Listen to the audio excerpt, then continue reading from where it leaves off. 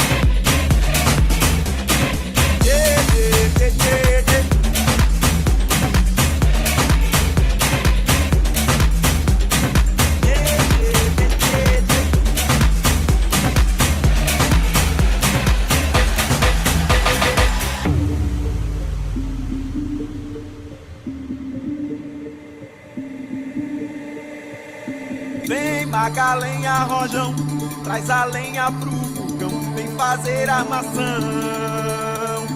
Hoje é um dia de sol, alegria de goió, é curtir o verão. Vem, Maga, lenha, rojão, traz a lenha pro fogão, vem fazer armação. Hoje é um dia de sol, alegria de goió, é curtir o verão.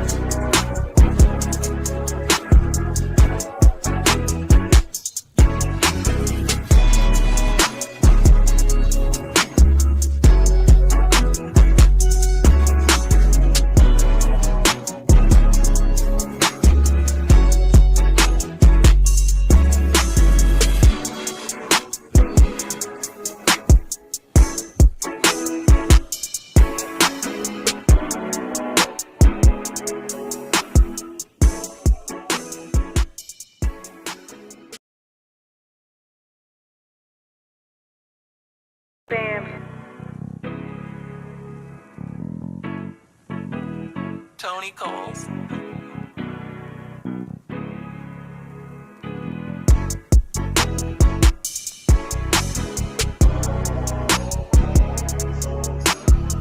So how have you been, Big X?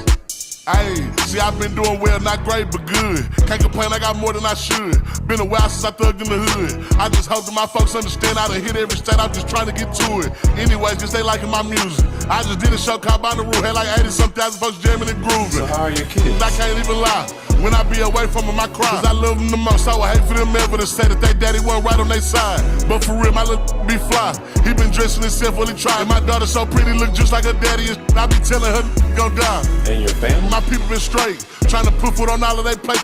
Been going hard. I guess now they seeing it. Cause before they thought I should switch lanes. Cause should I start buying ice and keeping on lights? Now they see that this is way bigger than likes. No more just I know that's right. Okay, what about your team? bigger than life. It's a movie damn near every night. We been popping these bottles to represent like we was just broke. I mean, they have $1 to split. We kicked those till we finally got right. So you still smoking Ain't squares? gonna lie, I've been stressing. Trying to give everybody a blessing. You don't know how it feel to have everything everyone wants when it can get hectic. But I swear I've been trying to quit. Make one more $500,000, I swear that they see. I done spent 7K on cologne, it's expensive as so I guess I can give up the steez. So life's good. No, I ain't saying that. But I'd never give none of this back. Yeah, I lost a whole lot on the way. But if I'm being honest, I'm good right here where I'm at.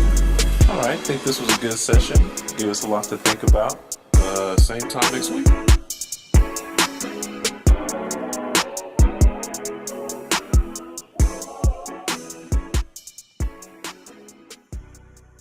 What's good? Let's do a sound check. How's my sound?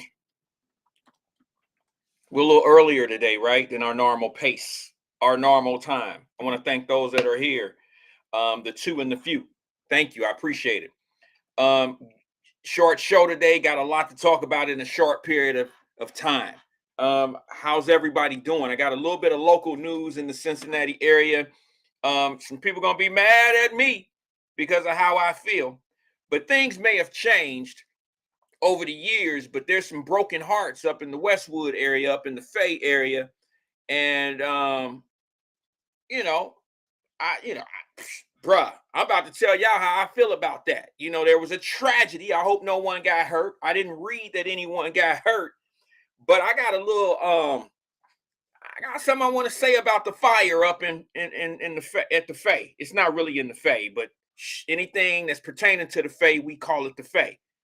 And I don't know if y'all know, but Swartz, you got to be from up there to know what Swartz is. Swartz, the convenience store, the little, store on the corner. It's the corner store up in the Fay Apartments. It burned down. That was a store I spent a lot of time in as a kid. I'm going to talk a little bit about that. Not much. I don't really have much to say about it. All I did was spend money in there. I'm just going to be honest with you. I don't know if it ever did anything else for anybody in the Fay, but I don't have the best sentimental, feelings about Swartz. I feel sorry for I'm sure the family good. They've been up there serving that community for 50 years. Shit, they were there when I got there. They were there when I left. They were there when I got back to Cincinnati. They've been there. It's 40 years since I've walked into that store. That's a pretty damn good run. You understand? I'll be honest with you. They kicked everybody ass up there. Swartz kicked every store ass up there. There was a UDF behind Swartz. There was I don't know if it's still there. I wouldn't know. But there was a laundromat in between. What's right across the street? No, there was a laundromat right in the parking lot of Swartz. And then the UDF was behind Swartz, and UDF went out of business. Swartz was kicking everybody ass. Then a buddy of mine, I really shouldn't be talking about this yet and wait for some people to get in. So those that are here early may hear me say this again, all right? A buddy of mine, his dad, who we play baseball together, his father, his name was Rob. His dad's name was Rob Sr. He opened a store across the street from Swartz, little small spot, not even half the size of Swartz. That didn't last. We wouldn't go over there and do business with him. Then there was another store that opened right across the street from Swartz again. There was twos and fews of us over there. Those stores didn't last. If you lived in the Fay in those days, I want to talk to you today. I want to ask you a couple questions. Why didn't those other stores last up there? I'm gonna pose this question again because we don't have a lot of people here yet. They wait until about 1:30 when I walk in the room. I'm just saying they're not here yet. But I'm gonna pose this question. Why didn't those stores make it? Look, I was so young when I went to that, when I used to go to Schwartz. I've been up there when my mama had to pin the note on me. I mean, no, she would send me to the store with a note. All right. So if I forgot something, I could show them or whatever. Now, down the way, that's where I had the note pinned to my jacket or whatever. And I walk in and they, that's at Harry's, them type of stores, GJ's and shit. But up in the Fay, we had Schwartz. And unbelievably, unfortunately, Schwartz burned down last night. Now, some of my people that I'm from the sandbox, my early stage, my real sandbox folks, all hit me in the DM and some text me and was like, hey, why Schwartz burnt down? Let me see if I even had a picture. Yeah, this is the picture right here of Schwartz up in the Fay. I don't even care. I mean, like, look, man, I don't know what Schwartz ever did for you. I know a couple of my friends, I seen somebody post, I used to work there. Not me, but they did. They used to work there. I don't remember that. I don't remember that. I don't remember you working there. I don't remember that. I know who used to be in there. I know who owned it. I know who used to watch the door. I know how they used to trip out on us when we was kids. Now, I'm not talking bad about Schwartz. I'm just telling you that Schwartz was a lesson for me. Let's just put it like this. Now, somebody could come in here and tell me a whole different story about this store, and you might have a great beginning and ending to this. Mine is just a real basic, we spent our money there. Oh, well, you know what I'm saying? Like, I have no, I'm sorry your shit burnt down and all that. Y'all had a nice run. 40 years, as long as I know. And they were open when we first moved to the Fay. I was like 10. So you got 40-year run over there. They used to have stacks of food stamps sitting in the back, counting them. I just want to know why none of the other businesses that look like us, there was 2 that opened across the street. My buddy's father ran one. Why didn't they survive? Why we wasn't spending our money over there? I'm just curious. These are the things that I talk about on Wyatt Live. For years, I've been talking about this type of stuff.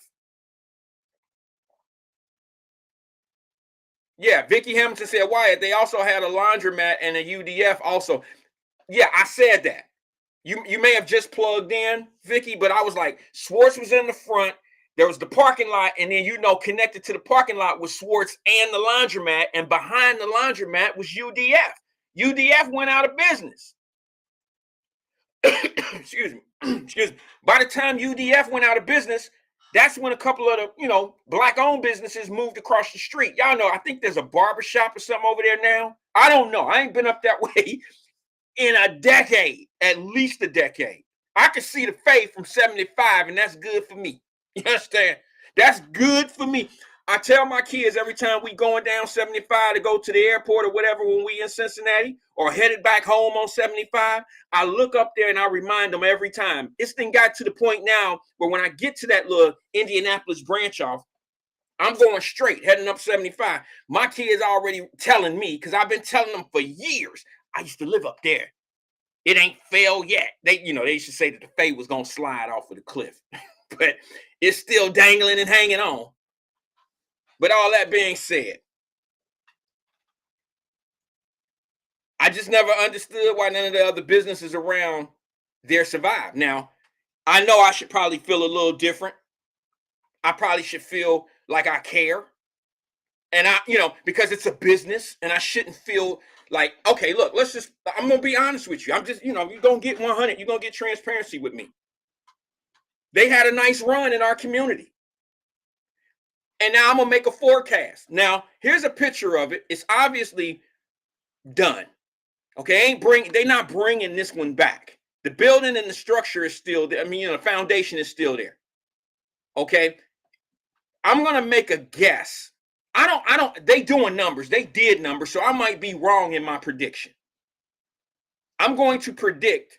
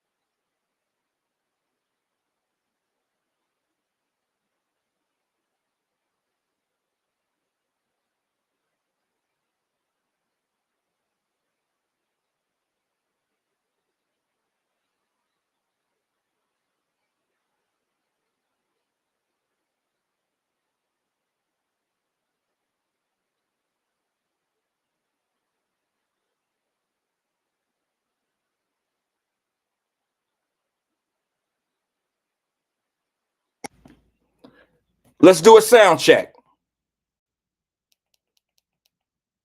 Are we good now?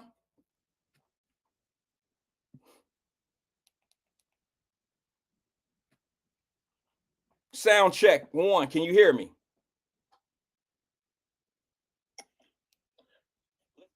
All right, I think we're back. Can you guys hear me?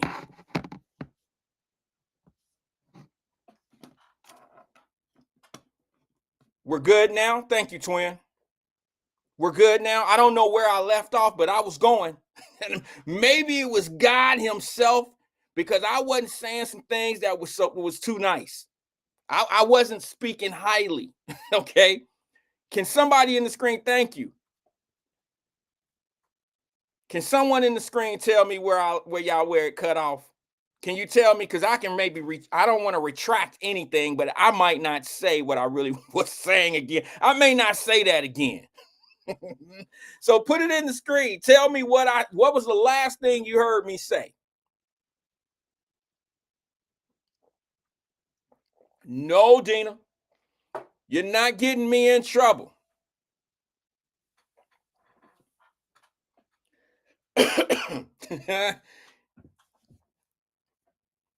Somebody put it in there, because I don't want to repeat it all.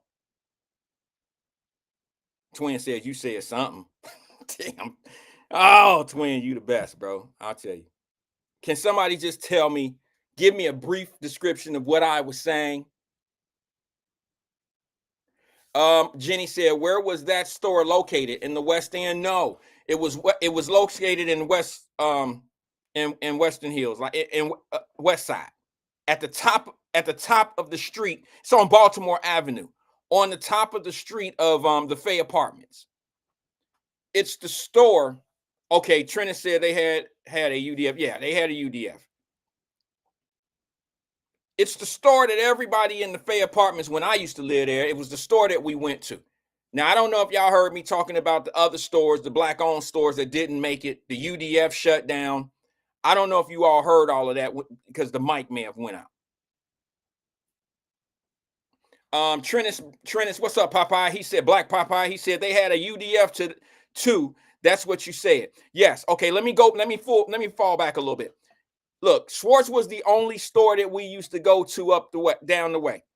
There was a laundromat connected to the store, and behind there was a UDF. Now, I'm going to be honest with y'all and tell you, I'm sorry, but I'm not. Look, they had a nice run, 40 years plus. I'm going to show you this building. I think I might be saying the same thing over again, and if so, excuse me. This is the Schwartz building. I'm pretty sure they probably own the building.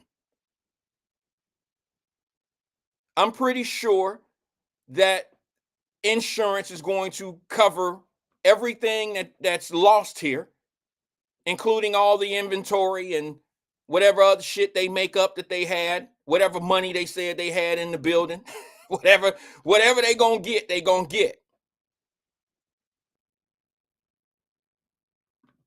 Okay? Now, let me make sure that I'm good on my sound.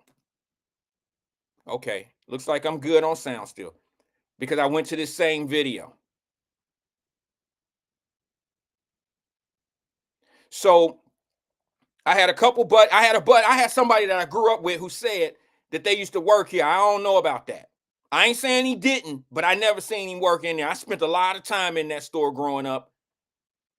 I don't know if I spent as much time in that store as David Goodwin, because I think he went to the store. His mama used to call him. We would be outside playing football, basketball, whatever. You would hear his mama from the door, David. Everybody knew David had to go to the store. Everybody knew that was his call to go to the store. Dave went to the, I should think they was rich. Dave went to the store 4 or 5 times a day. And he was my dude, so we would walk up there together. You understand? We would walk up there together. We would all, that's just what you do. Your mama send you to the store. Everybody, you couple of your buddies, we would go. But now I'm going to tell y'all something. I don't feel as bad as I probably should feel because I watched other stores not make it.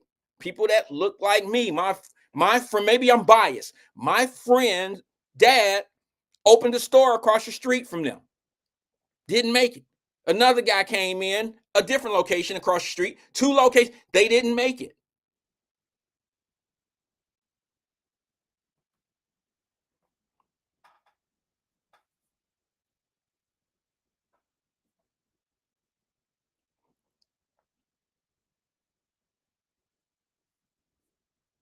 So, I'm like, they had a nice little run. It's probably, now Trennis is saying different owners, yo.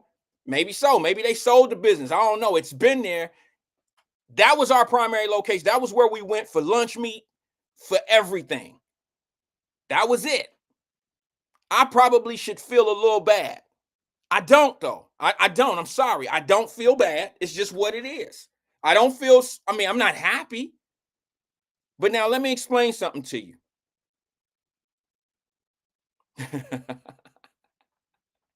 Yeah, Donald Bro said, Wyatt, what was the store that our moms used to send us to play the numbers, and they had a couple video games? That was it. We used to play Pac-Man and Asteroids in Swartz all the time. They were sitting right by the door. And Centipede. Those 3 little video games used to be right there all the time in the front of the door. When video games first came out, that's what we did. So, but I spent money in there. I had no sentimental value. I had no equity in it. I spent money there. And we did it for years. And they've been there 40 plus years. So I'm cool. Like, all right, shit, I ain't tripping. But I'm going to tell you the difference between let me tell you, I would feel much different if this was the case. Now, this may have happened for some people. It just never happened to me. It never happened to me and my mom when we lived there. When we lived down in Laura Homes, I could go to GJ's or Harry's. You had to really be deep down in the trenches to know what Harry's is. You had to be there. You had to be born in Laura Homes to know what Harry's is. But I could go to Harry's or GJ's. GJ's was black owned, George and them. And if I didn't have enough money, if my mom didn't have the money, or if we didn't have enough money, they'll tell you to come back. Come back. We'll get you taken care of. Just bring it on Friday. We would run up a bill. You could run a tab in the neighborhood store. You understand? You could run a tab. Harry's used to have lunch meat and all that type of stuff. And he knew my grandmother, he knew the community. And if your money was short, he'll let if your shit was short, he would let you owe him. Interest free. You just owe that. You owe what you owe. We don't have money for bread. We don't have money for the, for bologna or whatever. Harry and them, they was cool people. Bring it up here when y'all get it. I never got that treatment at Swartz. Now, it could have been for somebody else, but I never got that treatment there. So I can't be sitting here. I don't have any type of way. I'm not feeling a certain kind of way because Swartz burned down. Now, I'm sorry. You know what I'm saying? As much as I can be. But I ain't got no sympathy. I don't have no value. I had no feelings in it.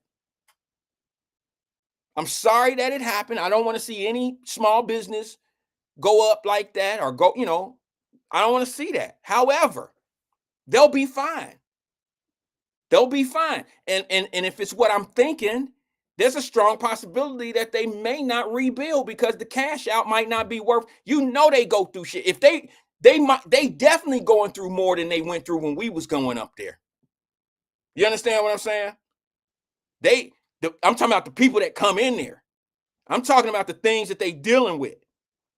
We were good kids. And they would have to chase us out of the store for hitting the video game, punching, little shit like that. I can't imagine dealing with a child or the kids today that go in there who don't have as much discipline as we had. I couldn't imagine that. And if I could get $600,000 or $700,000 out of that property and not have to deal with that shit anymore, I'm cashing out.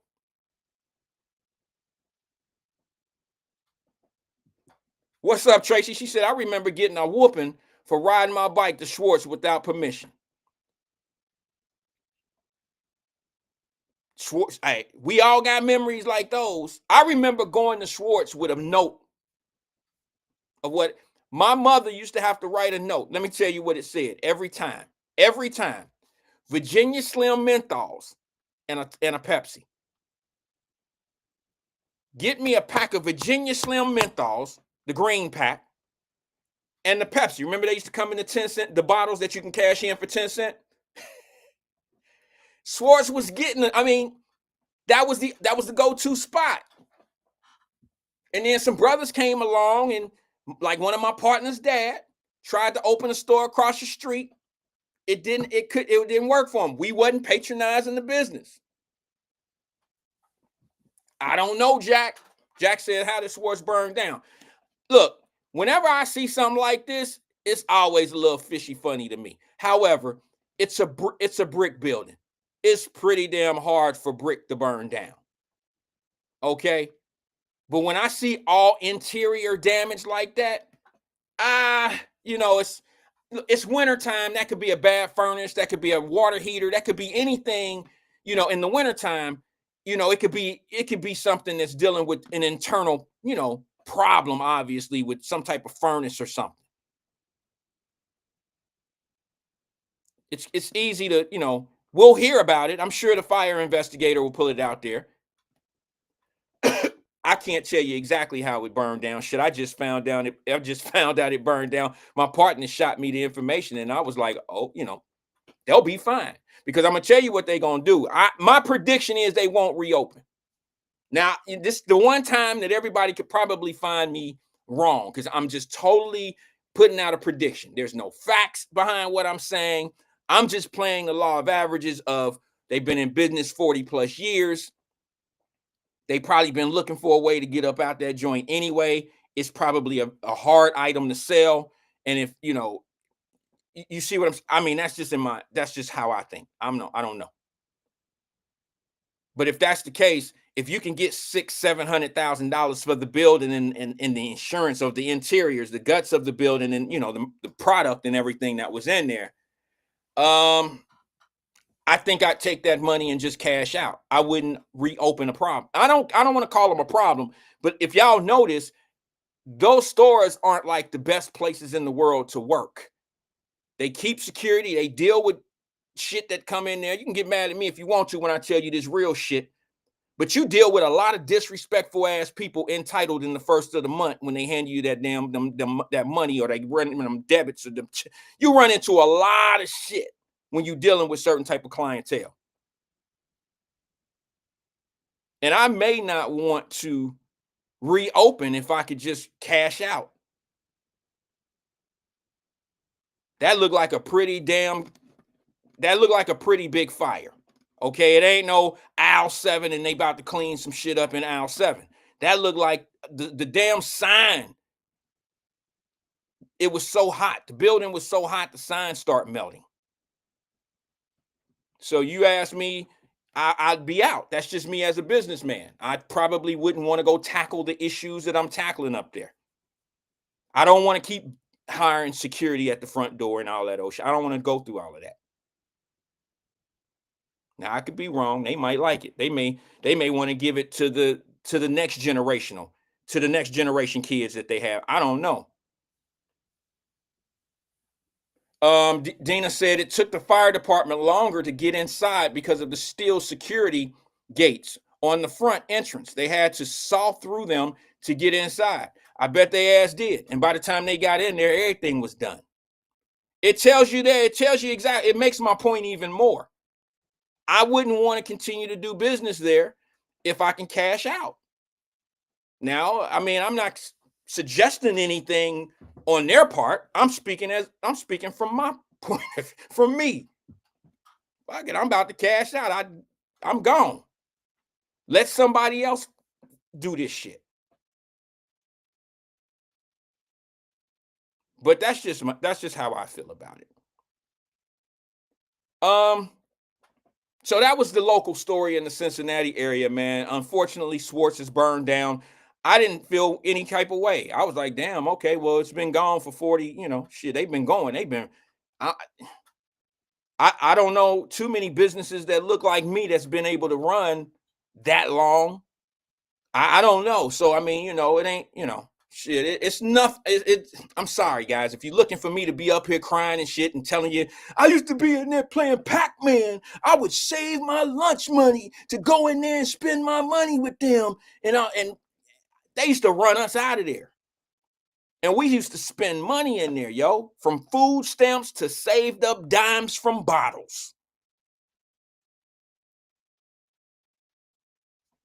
But not one time did my baseball team, I didn't see one baseball team or one football team. I didn't see a soccer, volleyball, or a golf team or a water polo team running around Westwood with Swartz-sponsored uniforms. Not one. See, I judge how people do us by how they get back.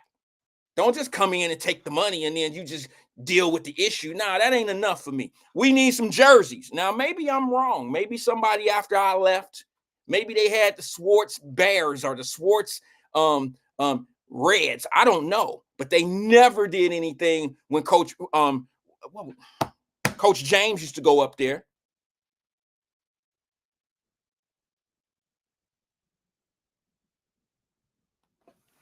Donald Broach, we used to play ball together. He in here now. We played for each other. We played with the OIC Stars, I guess we was called. They didn't give us no money. They ain't co-op nothing. They ain't give us no money for no uniforms, bro. None of that shit. Okay, he said no, they didn't. Because I thought he said yes, they did. Bro says Coach Miller. They ain't give us no money for no uniforms or nothing. Remember, we had the dopest uniforms and I thought we had the dopest looking uniforms in the city, in the state, if you ask me, Broach.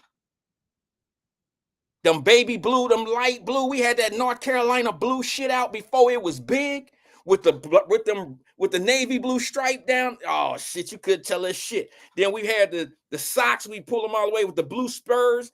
Oh man, we was the shit. And then we was smashing everybody.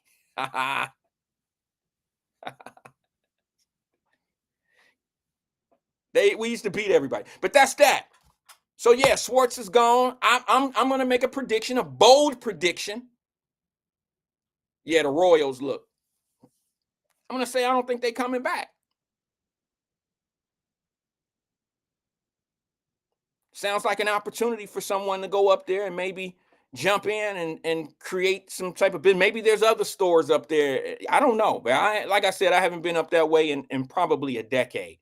I can see the Fay from I-75 when I'm riding up and down, north and south on 75. I look up in the sky and I can see the Fay. That's it. Donald Bro says 6 Men was nice. That's my man. That's Rob's dad who opened the store across the street from Swartz. 6 Men look like the Pirates.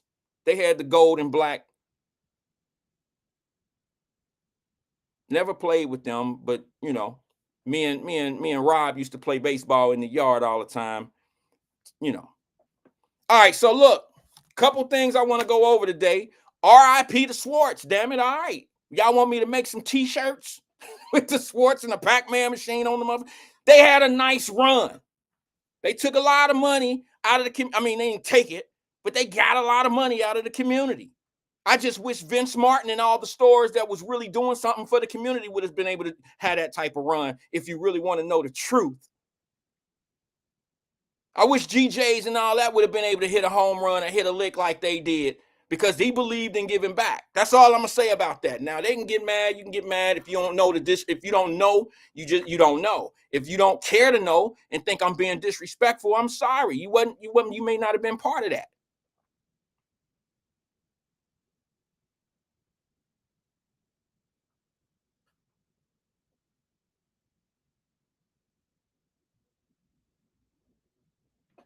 Lannis Timmons, what's good? He says, say it loud. There it is. Say it loud. A former coach gets sponsored. Thank you. Y'all don't know. If this is the Lannis Timmons that I think it is, I want to say thank you to you. And I believe you and your wife. Now, I don't want to get too caught up into what I feel about this because I'm not sure this is the Lannis Timmons that I think it is. But if this is the Friars Club Lannis Timmons, we got somebody in here who really understands how to give back to the community. Now, I'm sorry, Mr. Timmons, if it's not you and I got you mixed up with someone else. But how could you not support somebody like the Friars Club when all they've done is give back and take a lot of our kids off the street and put them in basketball, put them in, all the sports. Miss Ann, is that Mr. Timmons, Ann's husband, Mr. Timmons, Miss Timmons? Is this who I think it is in here? If so, bless you. Okay, he says, Randall Wyatt, this is Lannis Timmons. I know that. I'm just wondering if it's the Lannis Timmons from, put in there if it's the Lannis Timmons, say yes or no. Is this the Lannis Timmons from Friars? Because I'm going to tell you something. My babies played for y'all. You understand? We used to play against y'all. He said, Tracy Dillingham said, there's only one Lannis Timmons in the city. I don't see. Here's the thing. You're right. Oh, he said, yes, sir. God bless you, Mr. Timmons, you and Miss Ann. Good people. Good people. You ain't going to find better people in the city. Yes, I get it. Here's what y'all don't understand. Here go Dina. There's only one Lannis Timmons. I get it. But y'all got to understand, I don't have location. Okay, Twin said that's him. I don't have location on where these IDs, like Trennis Brown, I don't know if he's down here in Florida right now. I don't know if this is Lannis Timmons from somewhere. You know what I'm saying? I don't know. I can't see. I know the name. I obviously know who Lannis Timmons is in Cincinnati. I obviously know who that is, or I wouldn't know to affiliate him with Friars, right? I'm just saying some of these names are kind of, like common. This could be a Lannis from Phoenix, Arizona, for all I know. But now that I know it's him from Friars, much love, much respect, brother, and I'm going to talk to him like I know who he is now. My babies started out playing in Friars Club. Both of my daughters played at the Friars Club.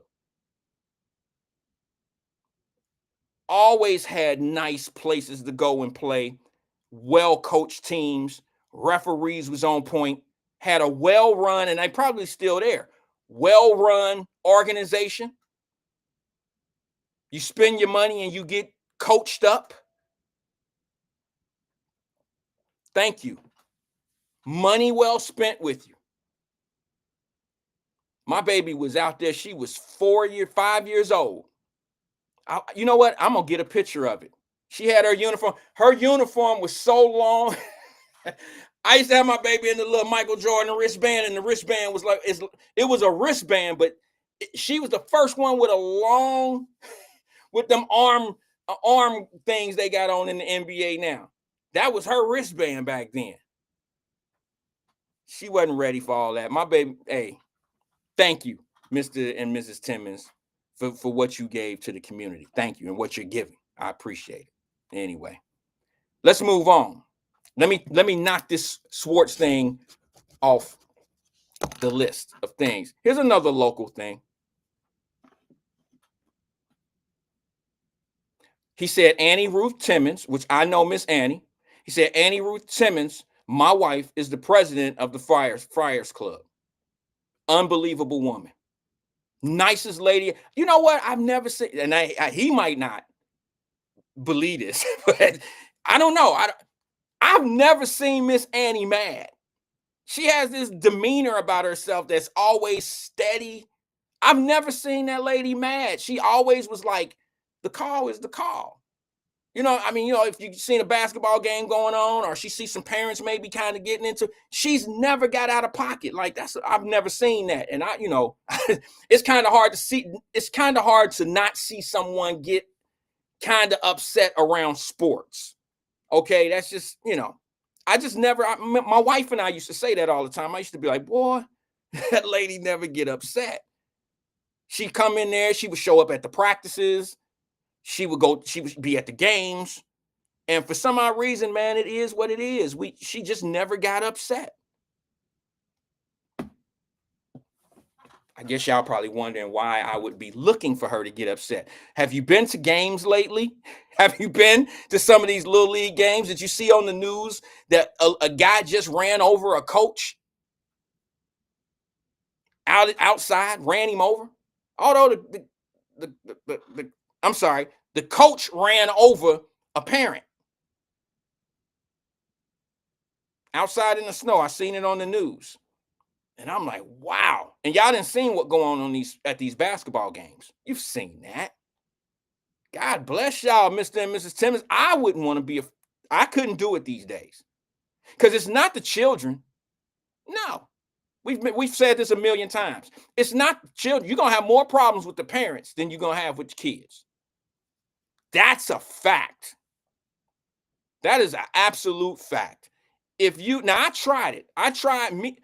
Look, it wasn't the Friars organization. It was a different organization. I tried to be an assistant coach with a guy that I knew. He was the head coach. I came in and helped in basketball. And, you know, he went out of town. He went out of town on a business trip to California. This was years ago. So I had to coach one of the games. Now, my daughter played on the team. She was a point guard on that team. And the coach's wife stayed. He was out on business. She came to the game because their daughter played on the team as well. I absolutely tried to coach this team. My team did well. They were listening to me and everything. But the parents on my team had a problem with me. They had more problem with me than they had with the coach, our normal coach. They fussing and cussing because I'm not putting their daughters in the game. And I'm like, wait a minute, do y'all see that we getting beat by 15? I got to put the best kids in so we can at least try to catch up. Let's cut the deficit a little bit. They mad. Y'all, you screaming at me during the game. I bet you Mr. Timmons know what I'm talking about. He might not know this game, but I bet he's seen this. I bet he's seen this a few times in his life. You just got your kid in the game. Take your kid out. Take your kid out. Why don't you got my kid is the only one that can bring the ball at least to half court before somebody steal it. Your daughter can't even get a quarter up the court without them stealing the ball. Can we at least make it to half court and look like we trying to compete? Now y'all mad at me. Take your daughter out. You ain't letting nobody else play. You know I'm dealing with some raggedy parents. And it took the coach's wife, who wasn't there. He wasn't there. It took the coach's wife to come tell them parents, y'all need to shut up. Y'all don't talk like that when Rob here. Yeah, he doing the best he can. We getting beat by 20, 25 now. We ain't got nobody that can bring the ball up the court. Why y'all mad at him? Why don't y'all spend time with y'all kids and teach them how to dribble? Why y'all not out there shooting and dribbling and all that? When y'all not at practice, why y'all not putting extra work in with y'all kids? I didn't say that. It took the coach's wife to check those parents. Y'all all down on Wyatt. Wyatt ain't got nothing to do with your kid not knowing how to dribble. Ooh, she checked them. I said, thank you. Thank you, Miss Robinson. Appreciate that. I wouldn't want to do. That's why I don't coach and do none of that stuff now. I'm going to show you a video of one of my favorite little guys. He's an artist. He's a rapper who got some damn sense. A lot of y'all might not like him. Some of y'all really like him. But Kevin Gates just said something very powerful. Let me see if I got that video real fast. Did y'all see that little clip of Kevin Gates when he says, I see hurt? I can see when somebody's hurt. I can see the pain, because most people who are in pain can see, who's been through pain can see that other people act out because it comes from pain. Let me see if I can show you. Let me see if I can show you this one.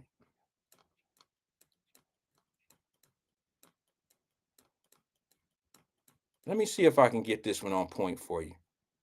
Let's do a mic check. Are we good on the mic? Hit the thumbs up. Hit the like button if we're good on the mic.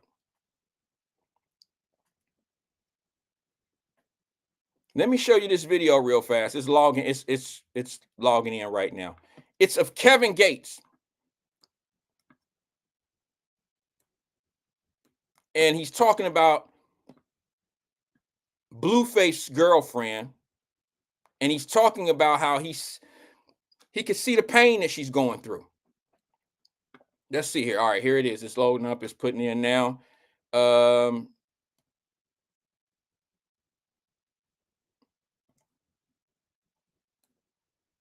Here it is right here.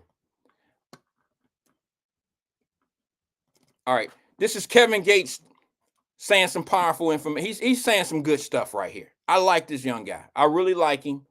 And just listen to what he says about two situations. And I'm going to grab one of those situations and take it from there, off of him. Check it out.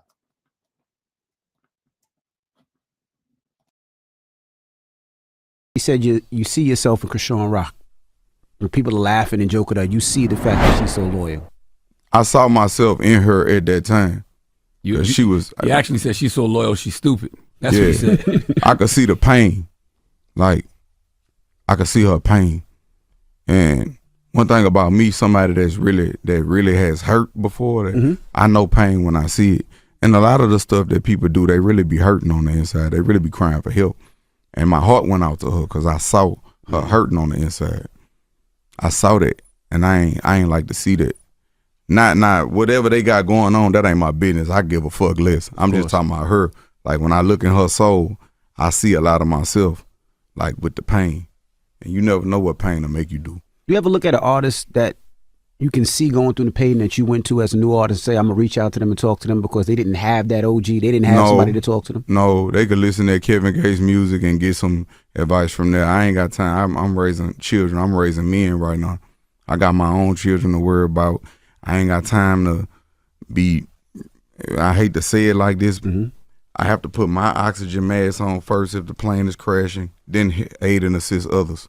So right now, my healing journey was so that I could be a better service to my children and better service to the world. Me going single out and talk to this one individual person, he got needs that I can't cater to because I ain't got the time. He gonna want more than just some words of encouragement. He gonna want to come spend a day, and as soon as you tell him no, it's like you never told him yeah. Especially if he ain't never had no daddy. So if he grew up just dealing with just a single parent household and he ain't had his daddy, how Tupac say, when things with the same drama, when things go wrong, we blame mama.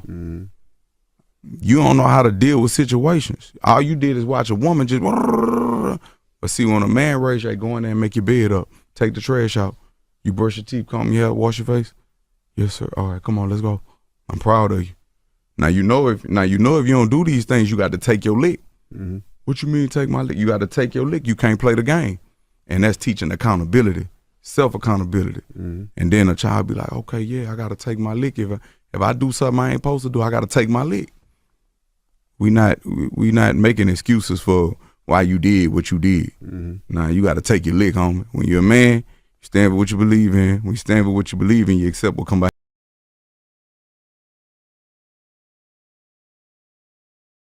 That is so true. That's powerful. He said a couple different things right there. And some people used to ask me, like, I admire some of the coaches in the city that take kids under their wing, but I've done it so many times that I really don't have time for it anymore because I don't get enough out of it, because I guess the area, I picked some of the roughest places to do this. And this last time crushed me. It absolutely crushed me because I got 3 kids that I dealt with.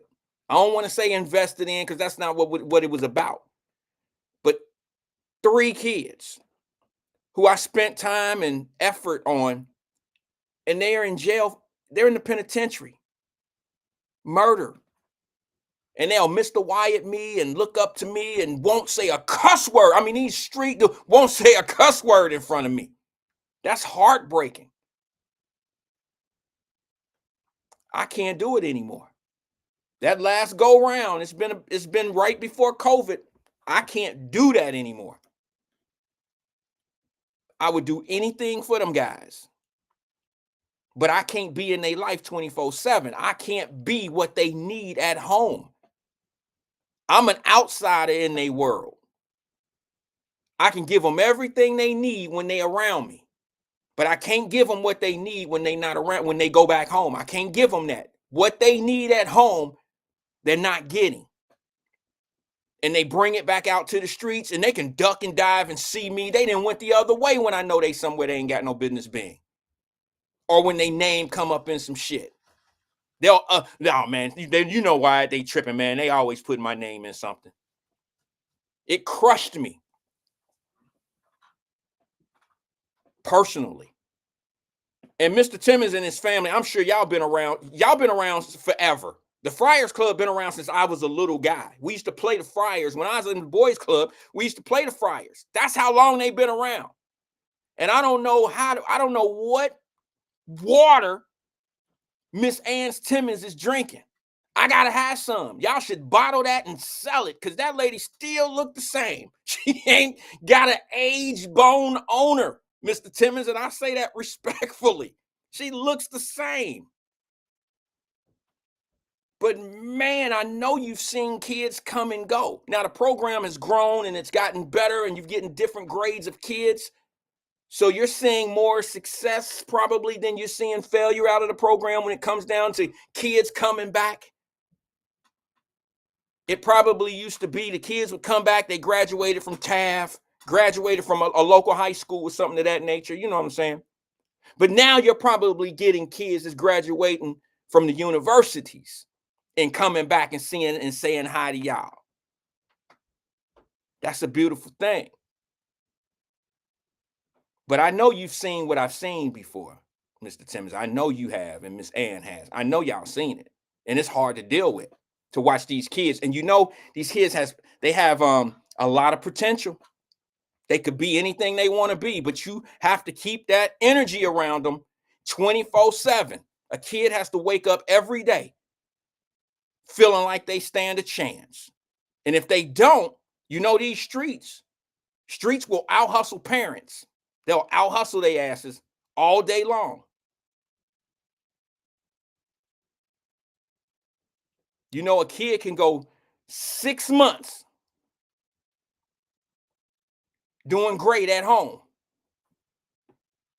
And one night on the street can take all that away. Could be in the gym working out, winning championships. A lot of potential to be something. Could go to the Olympics, represent the country. But it take one day for all that to end. One bad choice can erase all those good decisions that you made in a 6 months period. I've seen it, felt it. It starts at home. I'm going to hammer that. I'm going to hammer it. I'm going to stop putting it on the kids because the kids only do what they say, what they see, and they only do the things that you say. I'm going to prove it to you. Watch this video right here. Now, I was raised by my mother and my grandmother. It was a tag team. My mother would work, my grandmother would babysit me, so I was getting disciplined and I was getting everything that a woman could give me when it came down to being raised by one.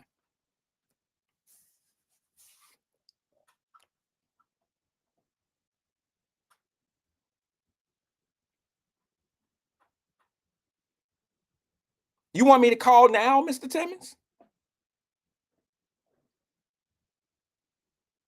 You want me to call now, or you want me to reach out to you after the show or something? I'm just curious. Let me know. You let me know. But I'm going to show you, like, my grandmother was she wasn't a strict person. My grandmother didn't have to be strict. Like, you know how you have, some people think they have to, raise you with an iron fist and always, no, get off that. Don't touch that. Yeah, you're getting on my nerve. My grandmother wasn't that type of person. My grandmother was real laid back and be like, hey, Rand, no, don't do that.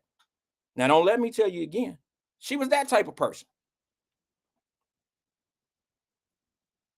And we would have seen all of that if we lived in an era. My grandmother died before all this Facebook stuff and all that stuff, before Wyatt Live for sure. But before the internet got to the point of where it is, where all these shows. Give me a couple minutes, Mr. Timmons. I'll give you a shout. I want to show this video. I want to make this point real fast, if you don't mind. So my thing is these children is learning this behavior at home.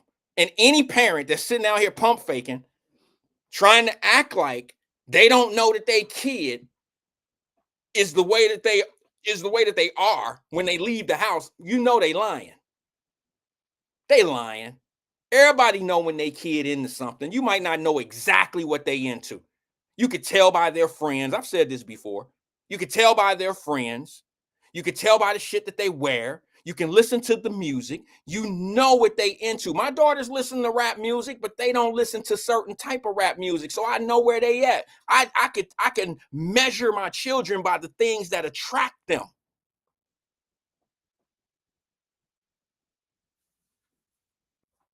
If I had a son and he hanging out with robbery boys, then damn it, my son must be out here robbing.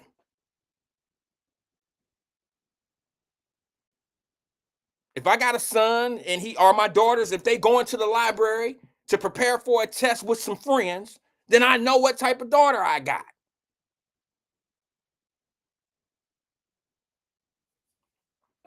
Got a bookworm. But that all being said, now here's a little boy. I'm going to show you this video right here. Don't think I'm trying to exploit it. I'm just trying to make a point because this is the type of shit that's out here. And this is this little boy's grandmother. And I don't know when we got to the point where grannies are on these damn TikToks and on these television, on these videos and shit, justifying, sitting up there doing the same dumb shit little 7-year-olds are doing. You wonder why these teachers have a hard time with these kids?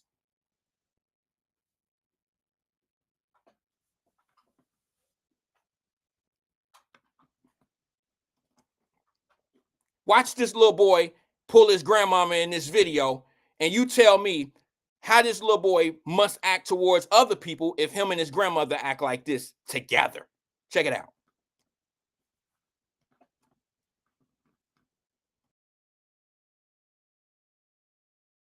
Here first, y'all. Y'all already know today it is. My granny got the motherfucking food stamp. My granny got the motherfucking food stamp. My granny got the motherfucking food stamp. I sure do. My granny got the motherfucking food stamp. I sure do. I'm gonna go to the store too. Gonna go to the store. Here first, y'all. Y'all already know today it is. My granny got the motherfucking food stamp. My granny got the motherfucking food stamp. My granny got the motherfucking food stamp. I sure do. My granny got the motherfucking food stamp. I sure do. I'm gonna go to the store too. Gonna go to the store. Sad. Sad. Sad. My granny got the MF food stamps. She in the back. Don't be telling my business. Now she get on camera and she up. Yeah, I do. We fencing to go to the store.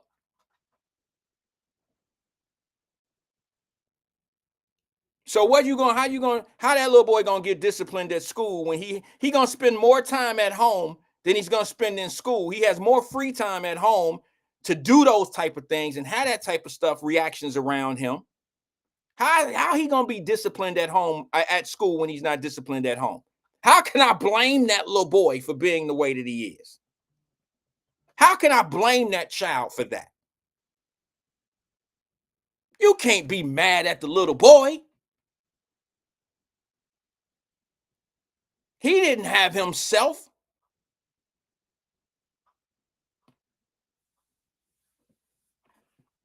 He don't know any better. Let me see if I can call Mr. Timmons real fast. Let's see if we can hear some wisdom. Let me see what he might want to fuss me out because I called his wife beautiful. I don't know. Let's see if I can get through. Yeah. Mr. Timmons, this is Wyatt. Hey, Wyatt, how you doing, How brother? you doing, my friend? How you doing, man? I'm doing good, man. I'm here, and I'm calling you. I don't know if I need my helmet on or if this is a good call. I don't know what. I'm only kidding. What's on your mind, Hey, man? What's happening? Man. You know what, Randall? What's up? I met you through Swoop. Swoop, that's my man. 100 grand. I know. Yeah. And I met you through him. Okay. That's and been we a while. got to talking and everything, and then he was telling me about your show. Okay. And so I said, I'm gonna check the brother out. Well, I so appreciate I've been it. watching you for a while. A lot of times it's like with Lincoln, yeah, I watch his show, but I don't really call in or nothing. You know, I just listen. I understand. But when I seen you talking about what you was talking about, that's why I say it loud. You know, get some sponsorship for what, you know, these kids are trying to do. Well, not the kids, but the parents. Right. And you was telling me about the experience you had with the coaching. You wasn't telling me per se, but I was just listening to you. Yeah. And you was telling me about how the parents was being so disrespectful. And then the one other parent come out of nowhere and supporting you. Right. And I was liking that, you know. Yeah. And it's all about, you know, making these kids be responsible. That's right. I mean, you want to win, okay? Everybody want to win, all right? But what kind of kid are you developing him into being? Right. You know, are you trying to turn this kid into whatever you want him to be or what he wants to be? Right. And that to me is what's really counts. Well, and I appreciate you saying all this about my wife. Well, no, it's the truth. She's out of town working. It's and you know what? I'm gonna go ahead and give her a pat on the back that she deserves. She deserves because she does do a good job and she has patience, like what you were saying, Randall. Never seen her angry. I've never seen Miss Annie mad. No, she'll get mad. Don't get me wrong. Don't get it twisted, as they say. And the only reason she might get mad, because she might get mad at a parent for running their mouth. Right. You know, something like that. But, you know, she try to keep it, you know, level-headed when she's coaching. Right, right. Yeah, well, that makes sense. Let me ask you, Mr. Timmons, how long has the Friars Club been in existence? Oh, my goodness. I know, right? Because I was a little boy when we played against y'all. Yeah. But I think it's 142 years, something like that. Oh my God! Damn! Wait a minute. Hold on. Y'all didn't. Miss Annie obviously didn't start it then. But how long has she been involved with the Friars Club? 48 years. Yeah. Yeah. See, that's what She's I'm talking the president now. She's been the president now for 5 years. Yeah, she's a special lady. Because I remember, you know, we didn't really want to play Friars Club because back in the day, man, y'all took some rough kids just like we was rough kids. So we would compete, all right? And it was like y'all had kids from different places than where we from. And them kids, you know, we would kind of clash. So it was almost like one of them things, you know how neighborhoods get into it and bragging rights. And we would throw a few punches here and there. But I mean, it took a lot for her to be in it that long, because I can tell you this now, and I don't want to speak for her. I'd love to speak to her on the show one day, but I would tell you that she would probably say that I'm right about this. She's probably had more problems with some of the parents over the years than she actually had with some of the kids. I mean, the kids are going to have their kid type problems, but I'm talking about the lack of things. The parents that just drop them off to y'all and want y'all to raise them type of thing. That is a big problem when you have organizations like yours or when you do these mentorships A lot of these parents think that we're the babysitter of their kids, sort of like what they do at school. And for y'all to stay in that business for 48 plus years, I have to give you your flowers now, bro. And I don't know how Miss Ann has been able to stay looking as young as she does, dealing with those type of situations. I hope it's gotten better over the years, because I've noticed that some of the kids in the program are a lot more polished these days, because when my wife and I signed our kids up for your program, there were well-to-do Black parents that had their kids in your program. You see what I'm saying? Yeah. Like, yeah, we were over there with some kids that was going to the German American school, and y'all was, you got some well-respected kids in our community that are part of y'all programs. So big up to you. You know what? I appreciate that, Randall. And the thing about the Friars Club, we have kids on every level, like you just mentioned. Regardless of whatever their income is, background or whatever, right? We accept all kids. But only thing about it, our format has changed. Okay. We don't have the membership like we used to. Oh. Now what we just, no, we don't do that. What we do, we rent our gym out. We got 4 full courts in there. Okay. And we'll rent those out to other leagues, matter of fact. Okay. And like on, let me see, Tuesdays, no, I take that back. Some Fridays, but mostly Saturdays and Sundays, we have the gym going all day long. Okay. Okay. Yeah. And that's how it's So is it an open gym type of thing? No, that's what I'm saying. It's organized. Okay. All the teams that come in there, they have their own team. I got you. And hold up, Randall, and sponsors. Okay. As we were talking about before. Right. Yeah. Right. Okay, that's cool. Well, hey, Mr. Timmons, it's a pleasure talking to you, my friend. It really is.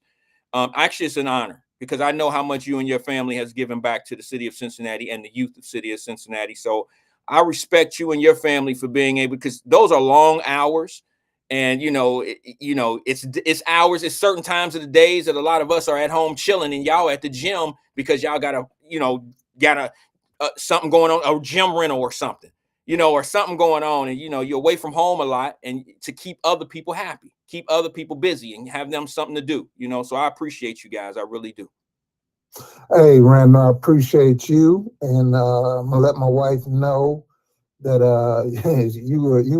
you were building her. Oh man, she's in the way, it don't take much. That I know that she'll just start smiling. I know. Tell Miss Annie I said hello, man. I'm sure she's heard it plenty times. She's been around so long that it's not a mystery that she looks 20 to 30 years younger than what she really is. I guarantee you, I wouldn't say it to her like that. I'll say it to you like that. But yeah, man, she look, y'all just been able to hold up pretty well. Y'all need to bottle up that water y'all drinking over at your residence and start selling it to folks. I'm gonna call it wishing well. I'm gonna call that water wishing well. Wishing well. I'm gonna let her know you said that. All right, thanks a lot. Thank you, and keep it going, man. I'll be checking you out, brother. Appreciate you, Mr. Timmons. Like I said, keep it going. Thank you, brother. Appreciate you. Thanks for checking in with us. Sir. All right, bro. That's Mr. Timmons. Yeah, I had to get a clarification. I didn't want to say all of that and be talking about Friars and this be some Mr. Timmons from Alabama or something. I didn't want to do that. I mean, I'm just saying, if I'm gonna talk about Mr. Timmons or Miss Annie or whatever, because we used to call her Miss Annie or Miss Timmons. If I'm gonna talk about them, I kind of want them to be here or somebody here so they could be like, hey, yeah, this is what it is. This is who I'm talking about, and I want to give them their flowers. I give them their respect when I'm talking about them. Like if anybody wants to tag Lando, I should have called him. Yeah, I'm gonna talk about him for a slight moment. Right after I get off of this responsibility or accountability from these parents and kids. All right, I got one more little video I want you to see. It's a small clip. Some of y'all don't like when I get on the Deion Sanders train, but it's just something about fathers. A lot of people giving Deion Sanders a hard time because of his son. His son is a quarterback who's going to go into the NFL draft this year. And they got a problem because Deion Sanders, former NFL player, Pro Bowler, greatest cornerback, as far as I'm concerned, he's the greatest cornerback to ever play the game. He's one of the best players to ever play in the NFL. I put him in my top 5, easy. Okay? And y'all tripping because this man is going to oversee his son's career and talk about where he's going to go, where he won't let him go. And before he's that kid's coach, before he's that kid's head coach of his football team, before he's any of that stuff, he's still this guy's dad. He's a father before he's anything. And you know, if this was a situation where Deion Sanders was an accountant at a big hedge firm or something, and his son was a superstar accountant coming out of school or something, he was a smart guy, and colleges were chasing him, and then companies are recruiting him to come in, and Deion Sanders retired the greatest accountant in America, y'all wouldn't say nothing if he was in charge of this kid's career, saying, no, don't go to IBM, son. Don't go to this place, son. Or if he was in his son's life trying to guide him in the right direction of what companies are better to work for. And you do know the NFL is a job. It's a career. So why are y'all riding Deion Sanders so heavy like he's some helicopter? Is that what they call him? A helicopter parent? I love to see this man in his son's life this heavy. I haven't seen Shador make one comment or look crazy when his daddy was trying to tell him something. It's the reason why this kid is so great at what he does and has the discipline and the drive and the drive that he has is because of his daddy being in his life every day. Every day. His dad gave him that work ethic. He don't want to let his dad down. But keep in mind, before the football player before any of that, he's that boy's father. Watch this video right here real fast. This might explain to you what I'm talking about. Check it out.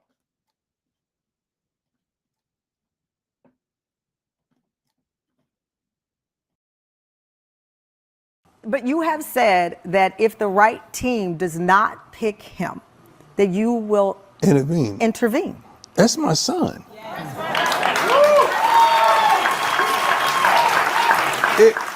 It's almost like you got a child that's going into an occupation that you already dominated in. Like, come on. And you don't think I'm not gonna sit there like a navigational system and tell him take a right there, take a left right there, take a not that, not that. Oh no. Like, that's who I'm called to do. That's my son. I'm not gonna let my son get down in no foolishness. But you and I both know these coaches, these owners, right? You've been in the rooms. Right. The owners, billionaire owners, yes, will often say, well, this is a young man who should be making his own decisions. He's got this helicopter dad. Not my son. And we ain't in no helicopter. Yeah. We definitely ain't in no helicopter. Giants are you're in the. So have you told him privately who you would like for him to play for? It's not like that. Okay. Like, it's not like who I would like for him to play for. It's a couple teams that I won't allow him to play for. So it's not like that. But this is my profession. I know what's behind the curtain. We ain't got to get back there for me to understand what's behind the curtain and what's not prominent for my son. I'm not doing it. And if he doesn't listen to you? Who?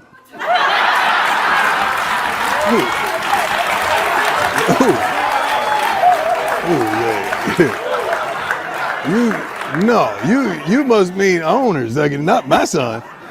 Like, my son knows my voice and he understands that I've done this and done that. Like, my kids respect their father because they know their father ain't perfect, but their father's always been present. But woo, woo, woo. Woo, woo, woo. The importance of a father. I say it on every show, and y'all can mute me, jump out and come back when I stop talking about how important daddies are. You can do all that. But see, what you can't do, you can't get mad at Deion. You can get mad at him for interfering or whatever you want to call it in this kid's life.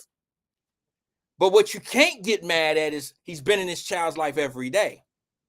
Not my son. My son, what? What? Imagine if them baby daddies was Deion Sanders. Not necessarily Deion Sanders. Y'all, there you go, Jerica. The blueprint. Imagine if they had that blueprint. Imagine the son, the granny got the food stamps. If that little boy had Deion Sanders as a dad. Not necessarily primetime Deion Sanders, the superstar.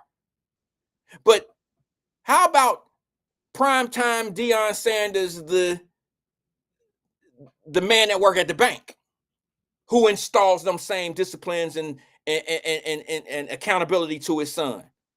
How about the kid who has his son in his life right at the beginning, and his dad can lay that foundation? How about that dad? How about that structure? Now this little kid get out there and he get to talking all that old crazy stuff to the police and all this other shit. And then we sit back and wonder, did the kid popping the money, we got the food stamps, get to talking to the police and getting in the police face and all that old shit, because they've been taught by the uncles and the baby daddies and shit like that they don't know how to act. And now who we fighting and arguing and who we talking to? What we talking about? None of us are perfect. Like Deion said, none of us are perfect. But it don't take a perfect parent to raise a respectable and accountable child. It don't take that. Let me give you just one last one, and then I'm going straight to the phone lines. I don't care what y'all say about TD Jakes. Some of y'all get mad. Y'all fell into the swarm of what he got going on and all that. I hope he's okay. He had like a little incident on the stage. But that don't mean he can't have some powerful words. He fell out or something. He had a little, I don't know if it was a pre-stroke. I don't know. I don't keep up with him like that. That's him and his wife to deal with those issues of his health. But I will say this. When it come down to what the pastors are supposed to do by uniting and setting examples of the homes and for men, yeah, that's his job more than anything. And that's what I'll pay attention to. I'm going to pay attention to the words that come out of his mouth and how it pertains to how I can get better. Here's my last video of this subject. Hey, Jerica, they tripping on TD Jakes, the Diddy thing. TD Jakes can't hang around nothing but church folks. He can't know anybody that may be donating to his church or influential to maybe, you don't know what kind of relationship they had. But I think it's kind of bad that you would want to put, if he's guilty of something, it'll come forward. If he's not, why do we live in a world that it's so entertaining to pull people into nasty and bad things? Why is that so entertaining with people? I don't get that. I that's just me. But I'm not mad at you feeling that way. Not you, Jerick. I'm saying I'm not mad at those that do it. I just don't really rock with people like that. But here's what TD Jakes said about soft parents. Soft parents. Check it out. Mama Birch, what's good? If you have gentle parenting, you can't have a gentle life. And you're putting out kids who only respond to gentleness. But life is not always gentle. Life is tough. And the first time somebody yells at you, that's why you standing up with your finger in the face of the police, because nobody ever told you, sit down. So we give our children a false sense of tranquility and reality, and then when they go out in the real world and find out that if you don't work, you don't eat, and if you don't pay the rent, they put you out, and you come home and your sofa's on the sidewalk, it's because you've been parented so gently. If they don't talk to you like your mama talked to you, oh, little sugar dumpling, come on in here. You can't handle a rebuke and still go to work and still smile and say, welcome to JCPenney. You haven't been taught the discipline to manage your emotions, because life is crazy if you have gentle parenting. And that's why we have everybody out here dealing with their problems with their fists or, shooting.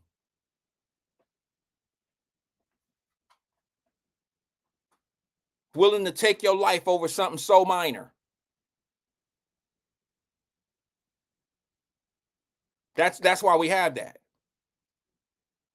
That's exactly why we have that, because our little boys. See, I don't see a lot of girls out doing drive-by shootings. I don't see a lot of girls. I see them fighting, but I don't see a lot of girls doing the things that the little young men are out here doing. And if these little young men were handled different as little boys, then they wouldn't have that energy that they have for one another right now. Just imagine if that was the small change that could happen. Imagine if that was that small of a change could make this much difference in a lot of the arguments that we hear today. The people that say, well, Wyatt, what's the answer?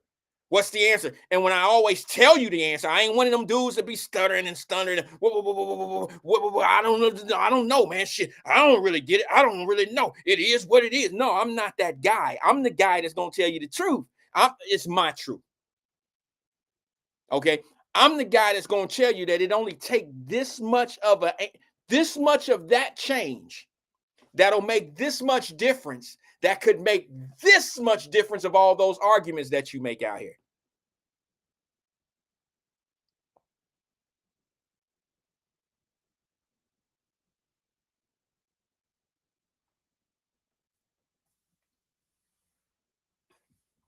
Fame said, here we go again. The kids ain't shit.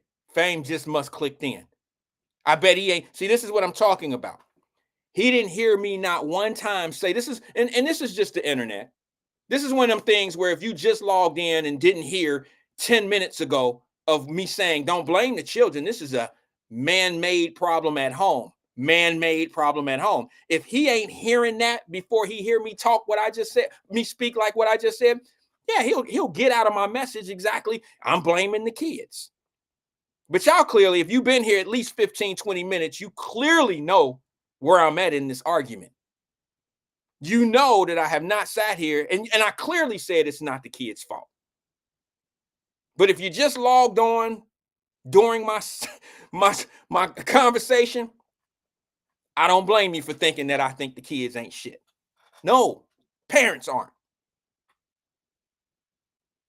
Maybe ask me how I feel about the kids before making a statement of, here we go again. He think the kids ain't shit. I mean, I don't know if y'all seen it or hear it or feel it or see it, but that is common. I'm pretty, I'm pretty used to that. Now, I'm going to go to the phone lines right now, but before I do, let me tell you what I'm going to talk about when we get back. So y'all either stick around, come back, whatever, do what you want to do. But let me tell you something. There's a report out in the city of Cincinnati that evictions are up. They're at an all-time high in the city of Cincinnati. I'm going to tell you why when we get back off this conversation. Check it out. Good afternoon, caller. This is Wyatt. Who am I speaking with?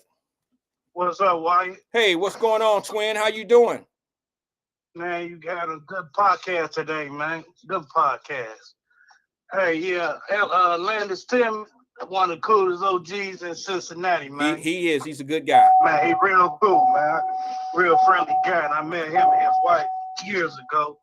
I can't say you're a real cool guy, man. I remember I was about to sign my daughter up to go to the Fires Club. She was saying the F-I-R-E. Fire. I said, you'll go there one day.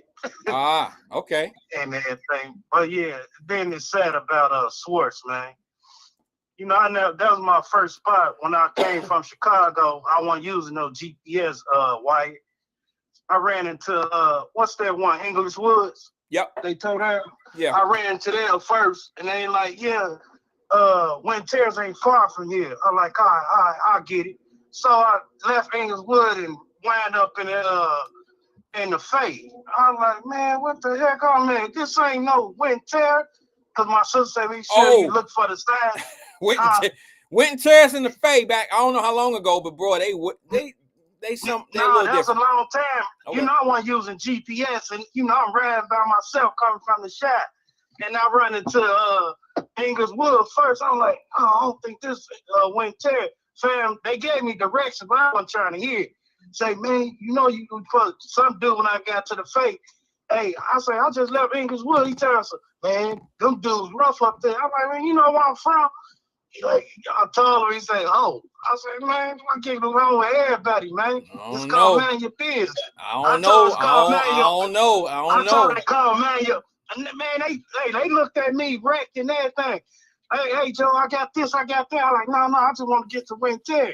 He said, then dude showed me to jump back on 74, 75 when them come around and get off Mitchell. I said, okay. But yeah, you know, only thing, it's only 1 or 2 stores left up there though. Last time I was up there, like 2 years ago, a year ago. I think it was 1 store, but Swartz was like the hood to them, man. That's sad, man. You know how it is, Wyatt. You got them Pakistanians, Arabs up there. Hey, insurance claim, man. Hey, they need a new building. They need a new jump start. Yeah, well, I'm not going to say all of that. I'm not going to go on. I mean, hey, I've been around, Wyatt. I've seen it all, man. Yeah. So I know how, I'm just saying how it is, man. People broke out here. They need to come up, man. If they got to do a Me Too movement, make a movie out of you, a documentary, hey, get it how it is. Yeah. That's how they got to do, Wyatt. But well, to each. It is wintertime though. This is the time that fires do ignite. You know, they do have, you know, burning furnaces and water. You know, there's issues that go on in buildings in the wintertime. I understand all that, Wyatt, but hey, I need a new pipes coming through here, new, you know, incinerator, something. Need something up here new. This whole building's collapsed. Hey, set it off. Set it off. Well, you know, I don't know, bro. I don't, you know, listen, it's not like you're the only one thinking that. I mean, I'm sure the fire marshals and stuff feel that way when they walk in. They have investigations and stuff like that. I'm not going to put it there right now, but I do know here, I made a prediction. I don't know if you were on. I don't think they're going to reopen. Now, if they don't reopen, it's going to, now my suspicion will be a little higher. Okay. That's just me. Because I know they're gonna get insurance money for the building, and the inventory and whatever they say was in there. Okay, as far as you know, it's more than just inventory. They could have had a safe in there. They could have had money in the back room. You know, there's a lot of things you can say, but you know, if they don't reopen, all I can tell you is this, yo, they had a long ass run. They had a longer run than any company that looked like me up in that area. There ain't a company other than the Fay Apartments company themselves that has been in business longer than Swartz up in that area. You can't name one person. That's where you used to steal your little bikes, right? We did. I ain't gonna lie, bro. You couldn't leave it. Hey, if you left your bike outside at Swartz, you better chain it up. If you don't chain your bike up, it will not be outside when you get up there. When you come out the store, it wouldn't. Kevin Gates speak a lot of knowledge, man. I remember hearing about him when I got out the joint. He was going in. He did his time in East St. Louis. And, you know, they had to take him off the docket list. You know, you can look people up, you know, Department of Corrections. They had to take him out because he kept getting, you know, a lot of emails, a lot of, you know, kites sent to him and all that. They had to take him out. But a lot of brothers he know, a lot of guys he know gave him knowledge and everything. And when he came back to Chicago through a party, he gave a lot of shout out. A lot of guys he knew was locked up, you know, acknowledged them. And like, hey, this the guy that kept my head up, this. And he came out because he was on dumb mode, man, going in. He was on, I don't give a I think Kevin Gates, attitude. I think he's from Louisiana, isn't he? Isn't he like from Baton Rouge? He's from Baton Rouge. But he caught a case in Chicago with some guns. No, I'm not suggesting that he didn't do some time. Yeah, I know what you're talking about. Yeah, but a lot of guys he was locked up with, I know from the block and everything. They was saying how it went down and everything. He even talked about it. So he got out, you know, started speaking a lot of knowledge, and people start thinking he was weird or something. He like, no, I'm trying to get your goof ass game, whatever. Ain't about this, ain't about this. And you say negative, and I can't be around your negativity. Every time I go around you, you just negative about anything. No, I don't need that energy. So that's what he was basically saying. So he built himself up and confident, like, hey, if I can do it, you can do it. Right. And like he said, he saw pain. If you've been through something, you can really, flush it out and say, yeah, that person hurt and that person suffered or something like that. Yeah. Sometimes I regret when my cousin just saw him, Wyatt, and I regret it, and I knew he ain't never been that quiet. Sitting alone, cuz you all right? Yeah, I'm all right. No, you not. But I told my other cousin, like, man, something wrong with cuz. This ain't like him. This ain't like him. We be ready to go, man. Let's get it. This ain't he quiet for some reason, but Wyatt, he took his own life, and that real still haunt me to this day. Like, man, if I just really just like, man, come on, man, this better than that, man. Do your time and you'll be out in this. But he wasn't trying to hear that, man.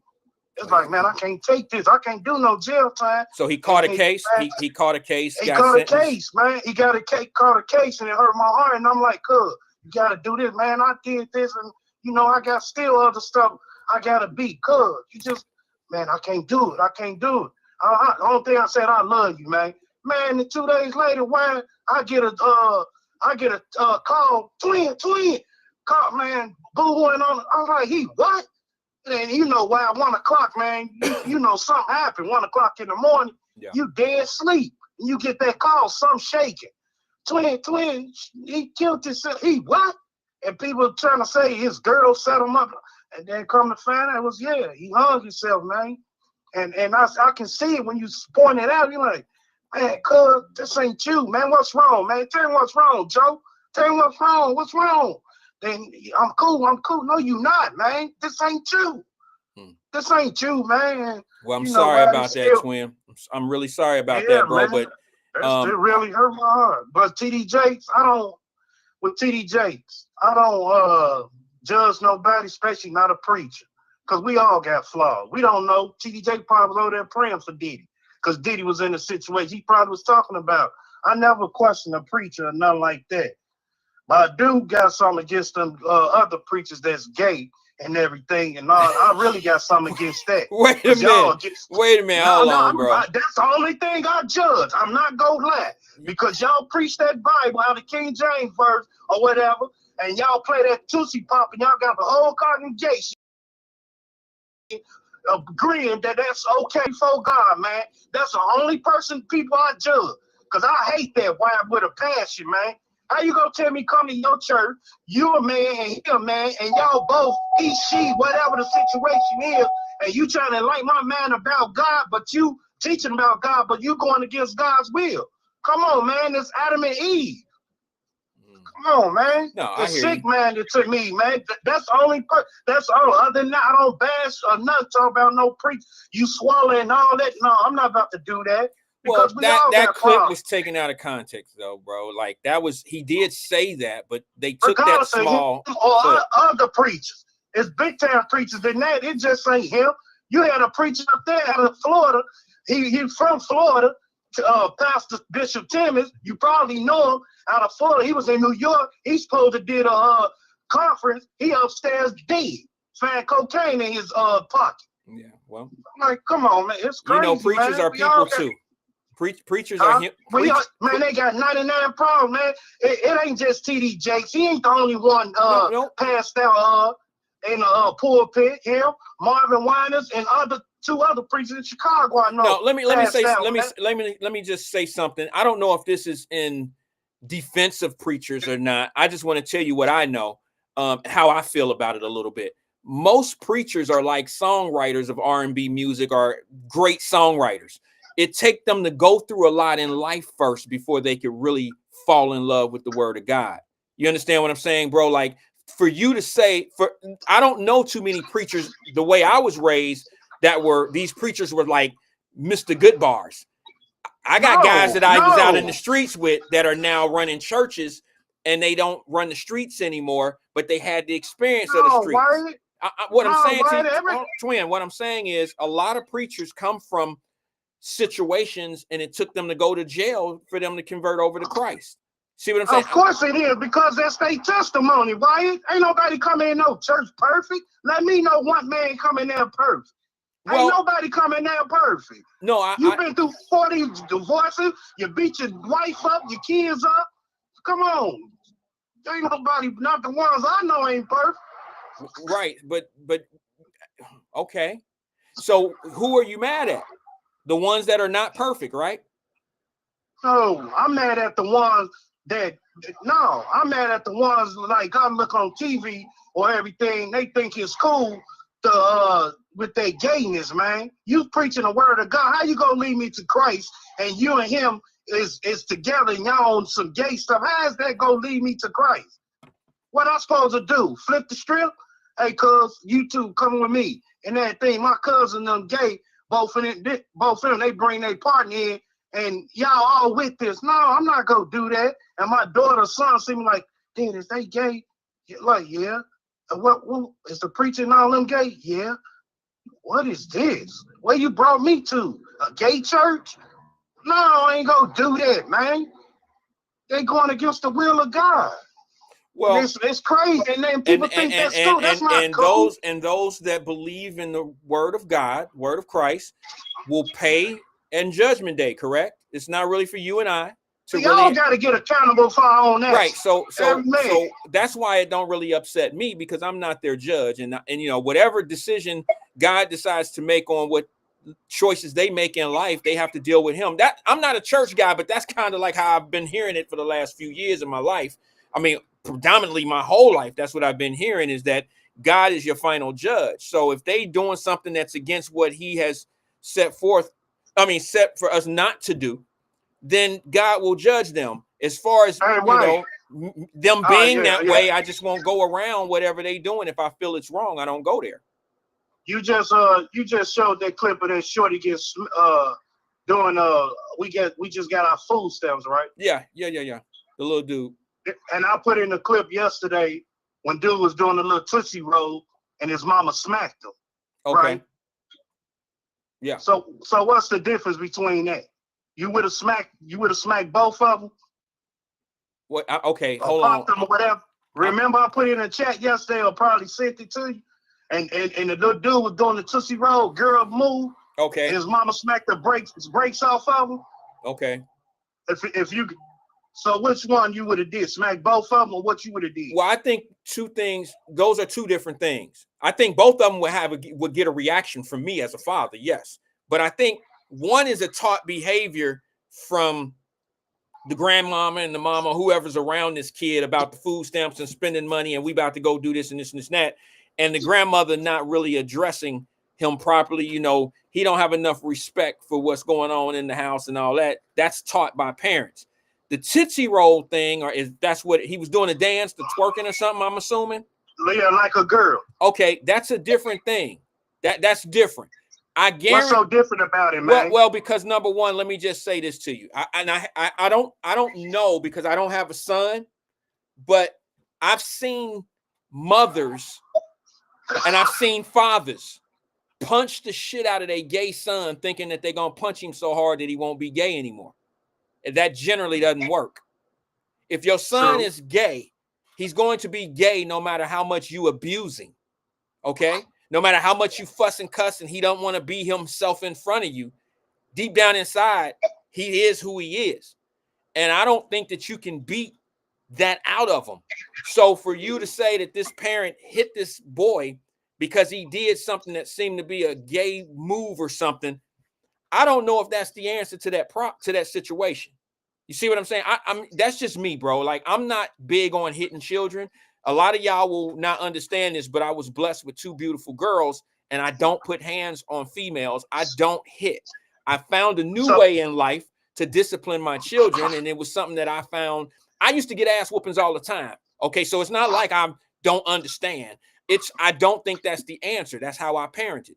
I found things for them to live for. I didn't have to spank them like that. So is it true that if I were to put my hands on my kids for them selling drugs, would it be wrong when I told them not to?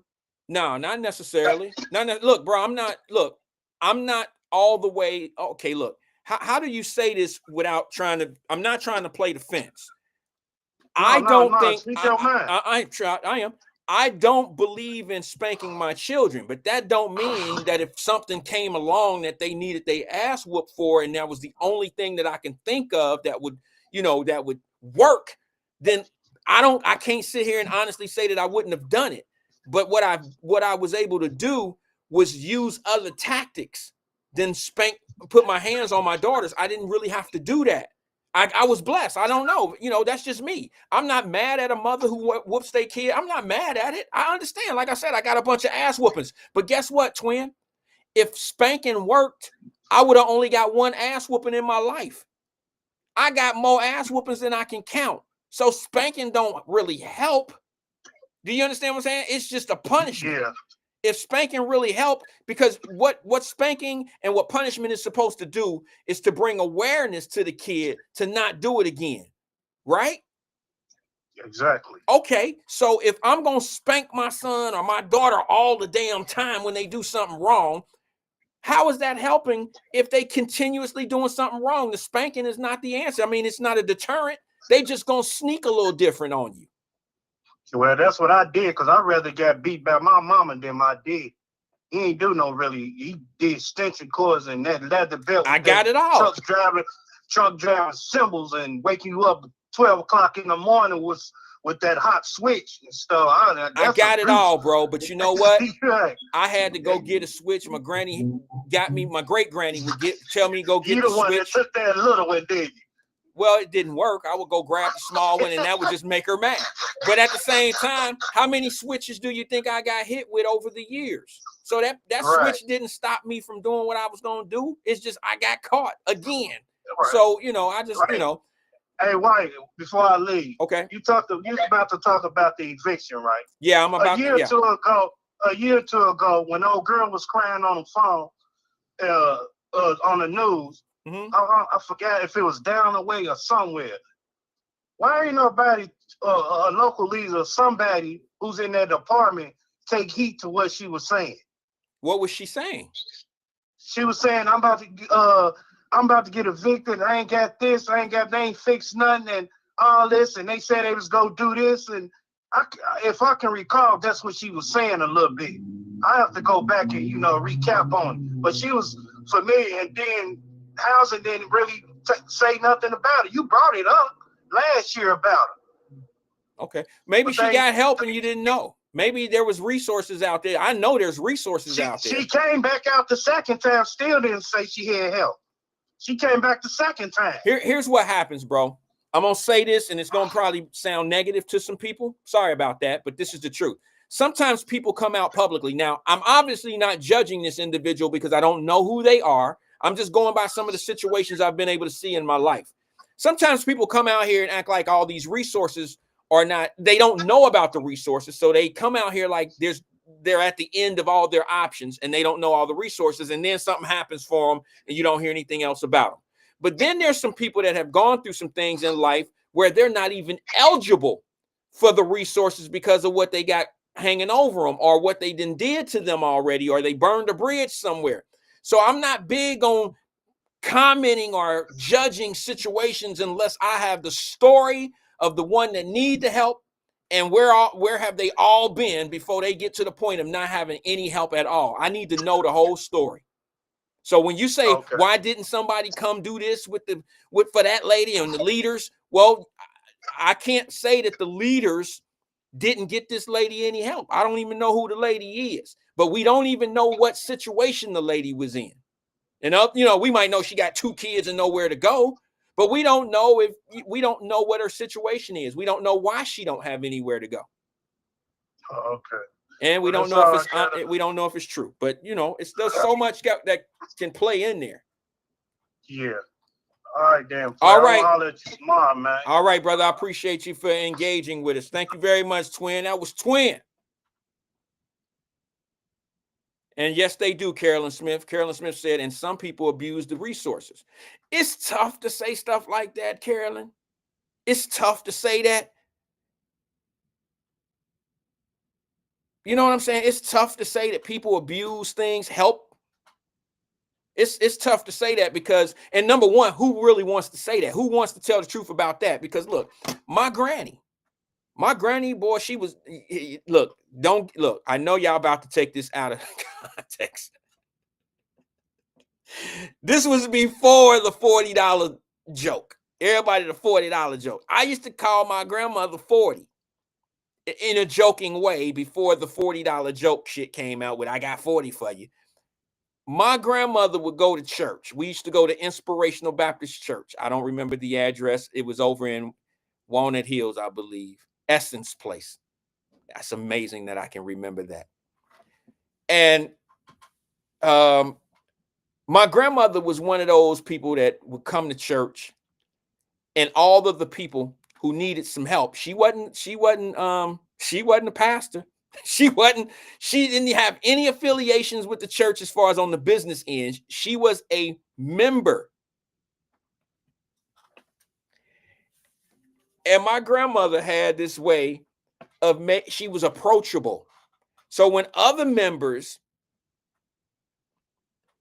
of the church had issues, rent issues, or needed $40 for something, my grandmother was the one they would go to. Miss Marlene, my baby we ain't got this, we ain't got that, and blah, blah, blah, blah, blah. We ain't got this, we ain't got that. And my grandmother was big on giving $30 or $40 to people.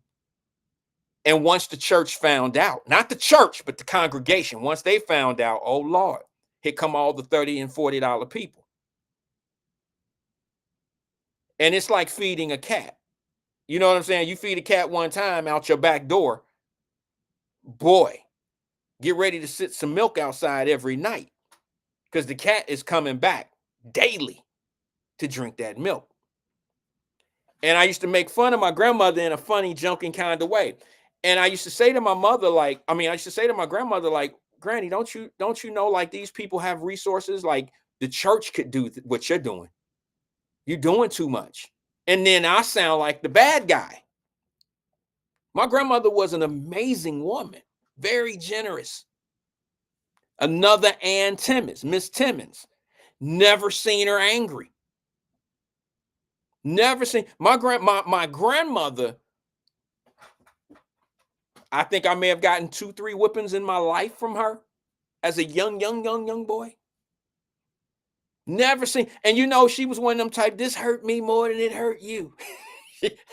And I didn't understand that saying back then. How could this ass whooping you giving me, Granny, hurt you more than it's hurting me? And as I became a parent, as I'm a parent, I understand now what she meant. I understood it many years ago. But I'm saying, yes, I could see how an ass whooping, you giving an ass whooping to me, could hurt you more than it's hurting me. I get it. Mine is a physical pain. Yours is an emotional. I get it. But that all being said, my grandmother was the $30, $40 woman, because the whole church. And I used to tell her, Granny, come on now. And here's what caught it. Y'all ain't going to believe this. This is a true story. You ain't going to believe this, but it's the truth. Because y'all didn't heard some of my church stories, right? You heard a few of my choir stories. I was never in the choir, but I had a little run-in with a few of the women at the choir when I was a little boy. David Goodwin must have heard me talking about him.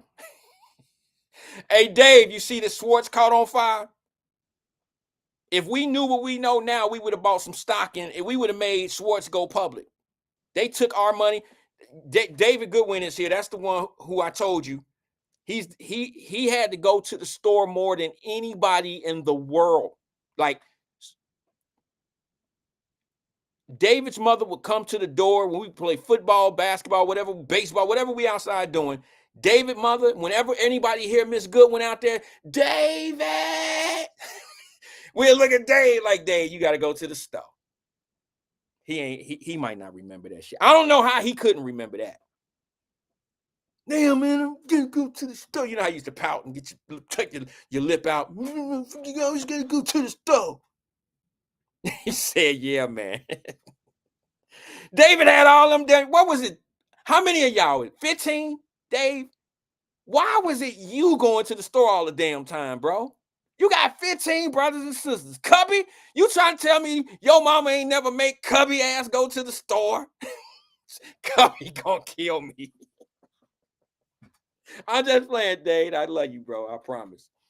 But damn, bro, we would be in the middle of playing football, and you would hit Miss Goodwin mouth all the way down to David's mama. Y'all live down the street, and David mama would come to the screen door and yell, David. and everybody will stop in the middle of the game. David got to go to the store, y'all. Yeah, he said, yep, 15 of them. How did your ass end up going to the store all the time, Dave? Damn. Much love to you, brother. Let me get back on my story so I can finish it, so I can get on up out of here. Oh, my goodness, bro. That was silly. That was funny. I don't even remember what I was saying. I'm sorry. He said we all wasn't living there at once. I get it. I know, bro. You couldn't live in the Faye with 15 people. Y'all would need the whole damn building. Not 2 units, but the whole stretch with that many people. I know you heard the Schwartz burned down. I don't have no feelings about it, bro. They had a good ass run. They've been there 40 plus years. Shit. Name me another business up there that looked like us that had a 40-year run up there. You ain't got a barber shop up there that's been there that long. You certainly don't have a laundromat, a grocery store, and none of that shit that's been up there that long. Schwartz did good. And I think they're going to cash out. Anyway, let me get back to what I was saying. Let me get to what I want to say. The evictions. My grandmother did a lot for people. She was the $30, $40 person. And here's the story. It's 30 seconds long. Here's the story. I found out that one of the ladies was fleecing my grandmother. Fleecing her. Imagine that. Getting $30, $40 because she needed rent and some shit for her baby and all this old shit. And come to find out, I don't like to admit to this, but there was a weed seller in the church. The weed man in the church. So I peep game. This girl go get the $30, $40, whatever. It was some money from my grandmother, cash. And I watch her. And I know who the weed man is in the church. Hey, I hate to tell y'all, I don't care who y'all think y'all are. Goody Tooties, Goody Fruities, and Mr. Good Bars and all that old shit. Every church got a weed man. Every church, I don't care. Every church got a weed man. Anyway, I watched this girl get that money from my grandmother. And I seen her take it to the weed man at the church. I had to wait. And I told my grandmother, all right, I gave my grandmother the $30 back when we got home. I'm sorry. I shouldn't have said that. I shouldn't have said it. But my grandmother, I had to tell my grandmother, some of y'all got it. I had to tell my grandmother that this lady was fleecing her. Like, she's making up these stories. This lady liked to smoke. Her baby don't need milk. She ain't $30 short on the rent and all that old shit. She is trying to get some money to get some high. She's trying to get high. True story. So what's going on with the evictions in the city of Cincinnati? Somebody tell me that. Let me go to the phone lines real fast, and then we'll get to the evictions. I want to get this one in real fast. Good afternoon, caller. This is Wyatt. Who am I speaking with? How you doing, sir? This is CK. CK, what's up? I'm Team CK. Oh, yeah, I'm headed to the meeting right now, so you call me compromise, right? Oh, you echoing a little bit, CK. I can't really hear you that well, bro. Oh, yeah, I'm going to hit you back, man. I got to attend the meeting. Okay. All right. I'm sorry for having you on hold so long, brother. I'm sorry about that. Thanks for engaging. That was CK. He said he'll call us back. It probably will be tomorrow. It'll probably be tomorrow. Because I'm not going to be able to stay on much longer. Let me get so I can see the comments here. My apologies. What is going on with the evictions in the city of Cincinnati? Let me play this clip for you real fast. And then we'll start the conversation and we'll probably end it tomorrow. Check it out.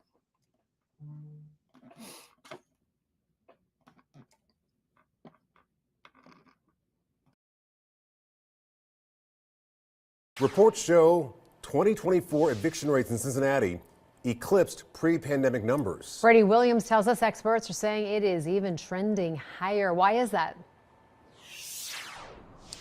Well, because it was trending high because of before the pandemic. That's why we denote that sort of thing. It was on an upward trend, and then a lot of things halted. There were moratoriums on evictions, and there were more resources available for folks struggling with this. Now that it is back and has shown once again that it can eclipse what it was doing, it's showing that it's probably going to continue. Cincinnati already had a high eviction rate, and now it's even higher. According to Eviction Lab, a non-government organization that tracks evictions, that rate is 10% in Hamilton County.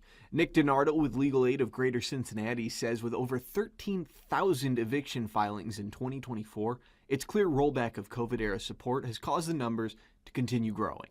And now most of the rental assistance has gone away. And so what that means is a lot of tenants are getting evicted just for being 1 or 2 months behind in rent. DiNardo says the trend can be expected to continue given housing market conditions. While wages are going up, rents are going up a lot faster. The real estate site Zillow estimates that the median rent in Cincinnati went up $99 a month in the last year. DiNardo says if those conditions don't change, one way they suggest to combat high eviction rates is rental assistance programs. The costs of providing rental assistance are a lot less than a family going into the shelter system. He says the other key may be providing more legal assistance to at least postpone an eviction until renters can get back on their feet. The average eviction hearing is less than a minute long. And so if the tenant doesn't have the rent money that's owed and it's just about non-payment of rent, they can lose their case before they even realize it's really started. Now, that kind of legal assistance is exactly what they provide at the Legal Aid Society of Greater Cincinnati. We'll provide some contact information for them on our website, fox19.com. Live in Cincinnati with photojournalist Jared Darwish, Brady Williams, Fox 19 Now. Okay. This is not just happening in the city of Cincinnati, by the way, folks. So, first of all, I don't want to just use Cincinnati. I want to say something that's probably going to be a little insensitive, but you need to hear it.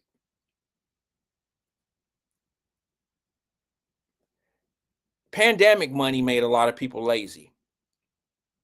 There's a few receipts to that. I'm not suggesting this is for everybody, but I think this is a big part of it. And how I know is because of some of the people that I know. I would never bring their name up. You just have to trust me when I say this to you. If you don't trust me, then what's the point of you being here? But when I get some underground information, when I hear things about people, when I hear things and people actually work in those systems and I say something about it, I'm not going to put those people, I'm not going to throw those people under the bus that I got the information from, but it's a reliable source because they work in the programs. I know it to be a fact. It's truth. But when I hear about all these government assistance programs for rent being abused by landlords and tenants working together, and then the money dries out, when the money dry up, you got to go back to doing what you were doing before. And if you don't do that, you can't make up that differential in the rent that's not there for from the help, the assistance place. Here's what a lot of people don't understand. We riding around here and restaurants are closing because they can't provide good service to customers because they can't find help. I'm talking about from McDonald's all the way to fine dining restaurants. These people, y'all ever wonder why there's no people working? Do you know what the biggest problem of no one working in the areas are now? There's too much subsidy out there. That sounds cold-blooded, don't it? Too much subsidy, too much government money saturated. It made inflation go up. It made the price of goods and services go up, and it took away the workforce.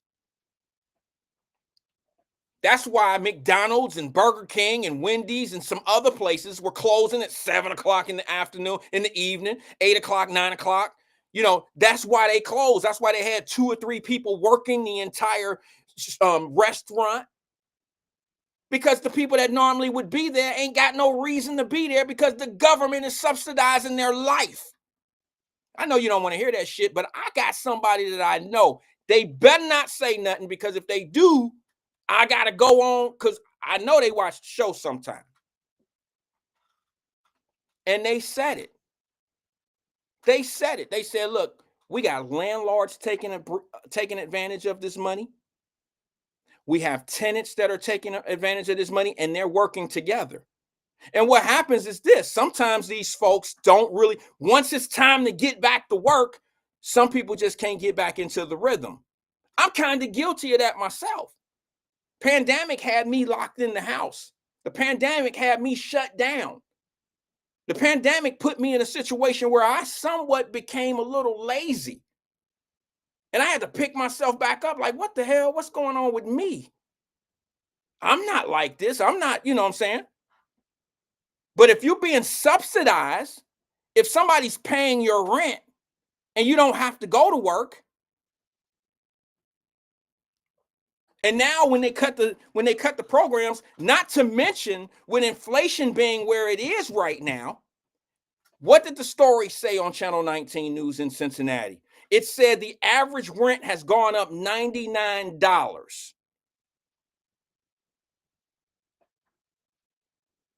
$99 a month. So now you're coming into, you're not getting government, you're not getting these assistance, this subsidy anymore, and you're walking into an inflated economy where now everything is more expensive than it was before you left. You're not getting your subsidies anymore. Your rent is now $99 more. The landlord don't really care. They were getting their money from the subsidy.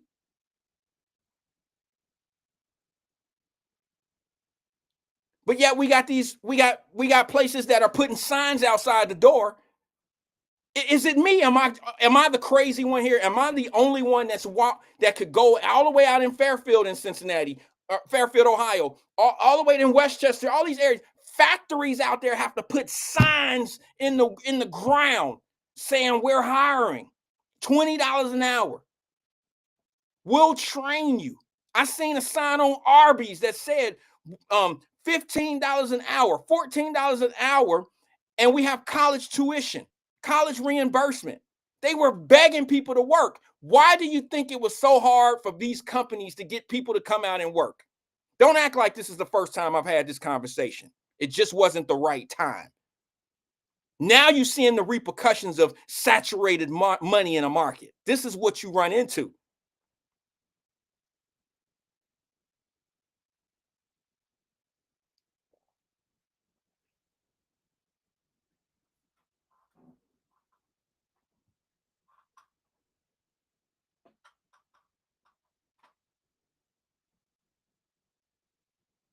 I mean, correct me if I'm wrong. Am I the only one that would see tons of signs out now hiring? Am I the only one that would run into a restaurant or go through a drive-through, or the drive-through will have a sign on the window or something saying we're not open, or we close at 8 and it's handwritten? Or, remember when nothing was open and we would blame it? We would say it was the pandemic. But we're talking about a year ago. Pandemic was over.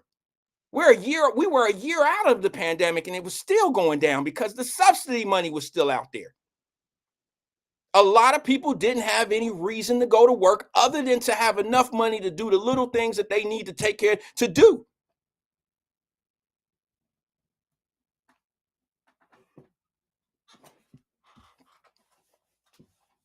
Now the money dried up, and now evictions are higher. It's not just evictions. You got credit card debt is at an all-time high. I know when I first started Wyatt Live, I told y'all, consolidate all your credit cards, get to the lowest interest rate. Make sure you call the credit card company. Make sure you tell them I'm not paying. I don't want to pay the annual, what do they call it? The annual fee. I don't want to pay that $200 or $100. I'm not going to pay you for me to have this credit card.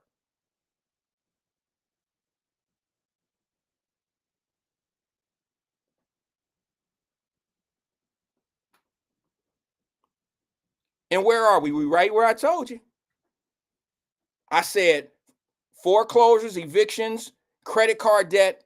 When this thing is over with, it's going to be at an all-time high. Not that I want it to be there, but this is what happens when they pour money into the system and to, put it out there.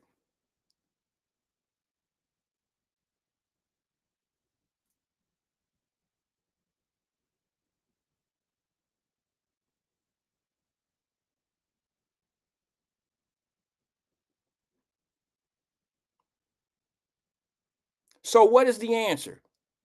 Why? Why are rents going? Why are evictions? See, I already know why the rents are going up. It's not because the landlords are being greedy.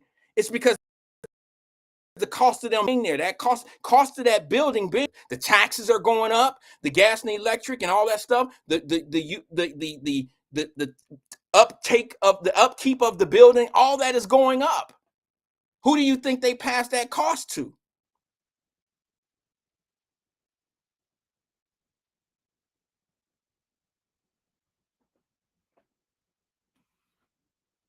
The tenant.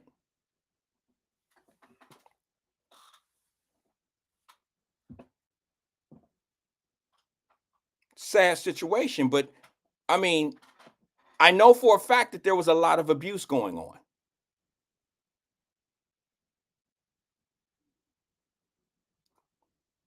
When you have someone that knows and watches and see the landlords and the tenants taking advantage of this subsidies, you hear it, you already know.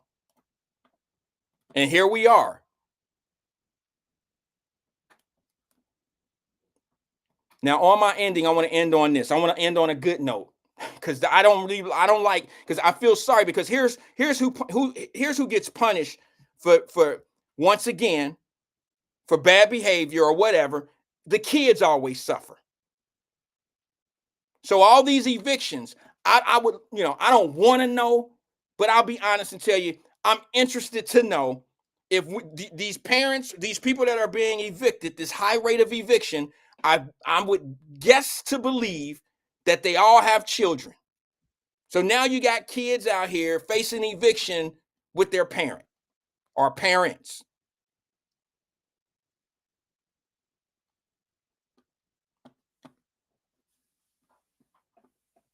So on a good note, let me do this. I want to remind some people. I told y'all I was going to say something about my brother, Lando. Something to whine about, his new location. This story, I want to show you this. It was on the news in Cincinnati. This is my first time seeing it, actually. And I'm proud of him. So I wanted to show it to our audience. And it's a story about how he's developed this wine company, or it's not a company, but the wine restaurant. It's a wine, a wine store / restaurant. And I'm proud of him. I've known him. We've known each other since grade school. And the best story out of this whole situation, which I'm sure he's going to be successful. I'm sure he'll be successful. But the best story out of all of this is when I kept telling y'all, you got so many people bitching and complaining about what 3CDC is doing. Stop counting 3CDC and what advantages and what they have. You don't even compete with them. You don't have a company competing with them. They're not your competition. Why don't you learn to use someone else's money to do what you're trying to do? Get a business, get a brick and mortar, and let 3CDC pay for it. If they want to invest $300,000, $400,000 into a building, learn to use their money, build your book of business, and branch off and do something. Go buy your building after you've put your book of business together. Remember that? Remember I was telling y'all, look, no sense in bitching about that. Okay, they bought a piece of property for $1. What about the $400,000 they got to put in the rehab to fix the building up? And then they put a sign in there for rent, for lease. That's your opportunity right there.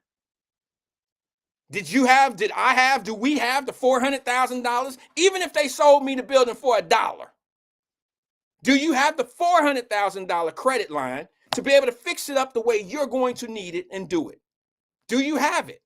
If so, then become a competitor to 3CDC. If you're not a competitor of them, then don't bitch and complain about how they moving, because how they moving could actually help you. I'm about to show you how it can help you. Watch this.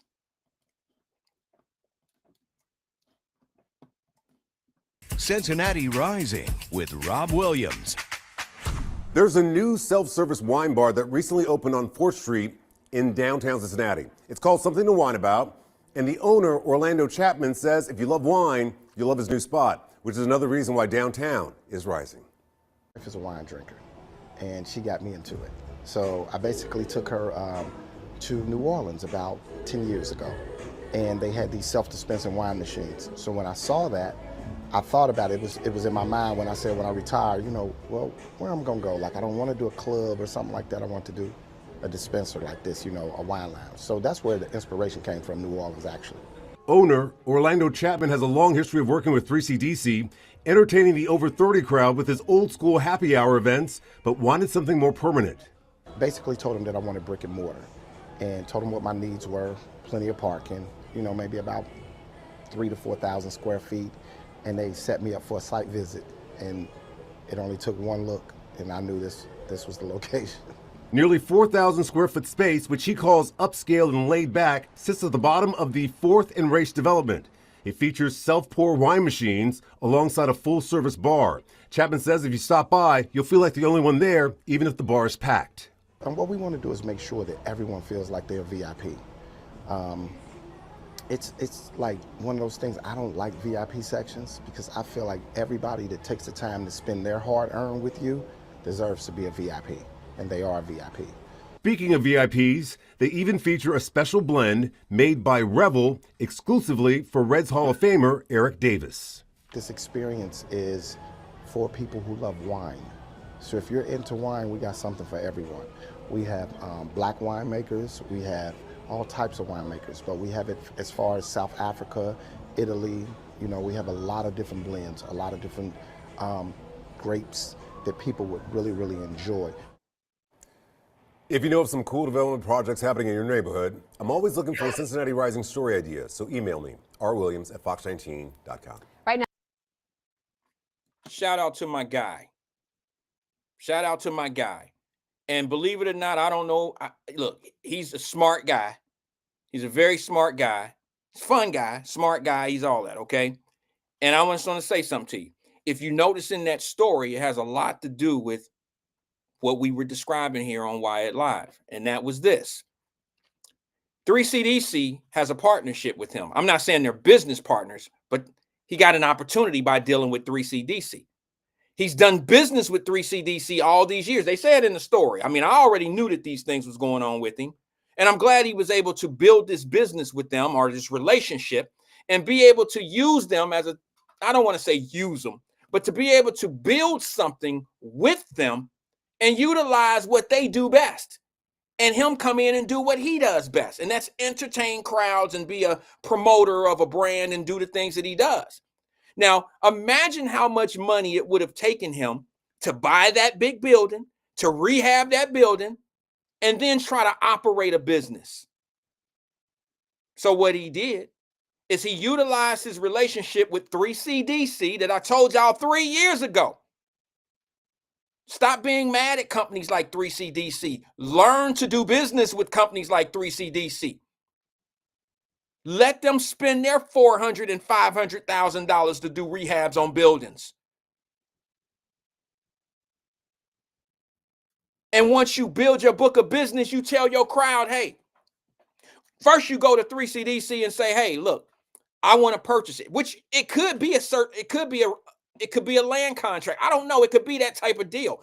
I just know that 3CDC is a partnership in what he's doing, obviously, because he just said it. He said, hey, I've been doing business with them from a long time. They showed me a floor plan. They did that.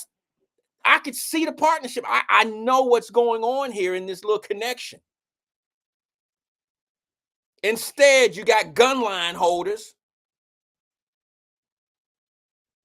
You got mental gun line holders telling you how bad 3DC is and how they taking advantage of the system. Maybe they are. But if they are doing that, how could you find yourself in a better situation?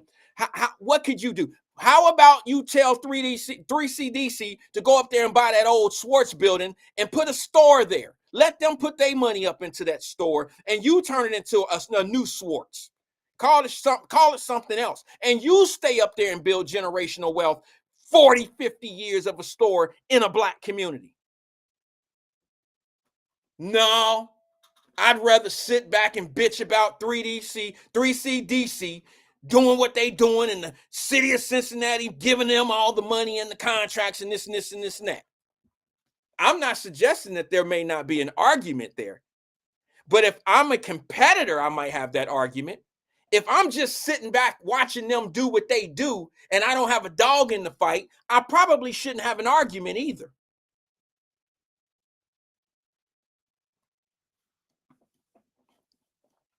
I don't know. But you got all them gun line holders, chaos agents making all that noise about how bad ask Lando if 3CDC is bad.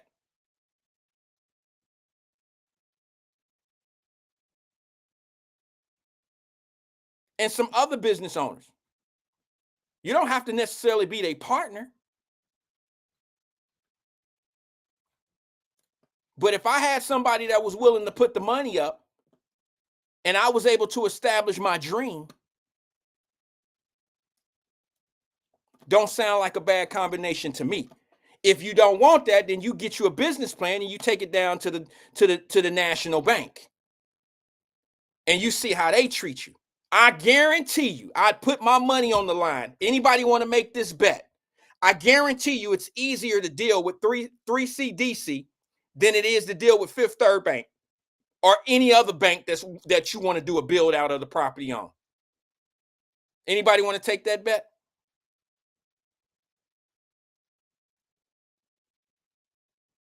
Anyone want to take that bet?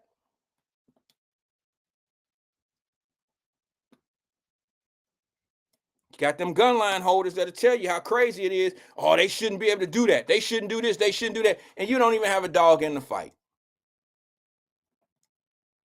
You ain't even a competitor of theirs. They ain't stopping you from doing nothing.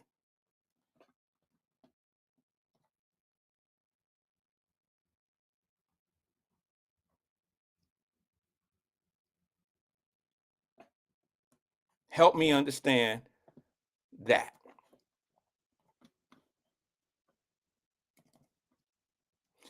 Hey, that's my time. Peace and love to everybody, man. Shout out to everybody that was here, to all the callers. Thank you for coming in today. I appreciate your time. See you guys tomorrow at 1 o'clock. Same place, same time. Holla at you.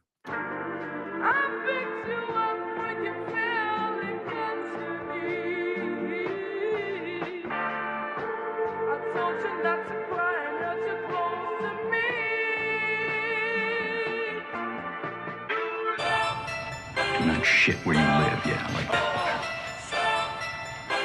1, we can help you.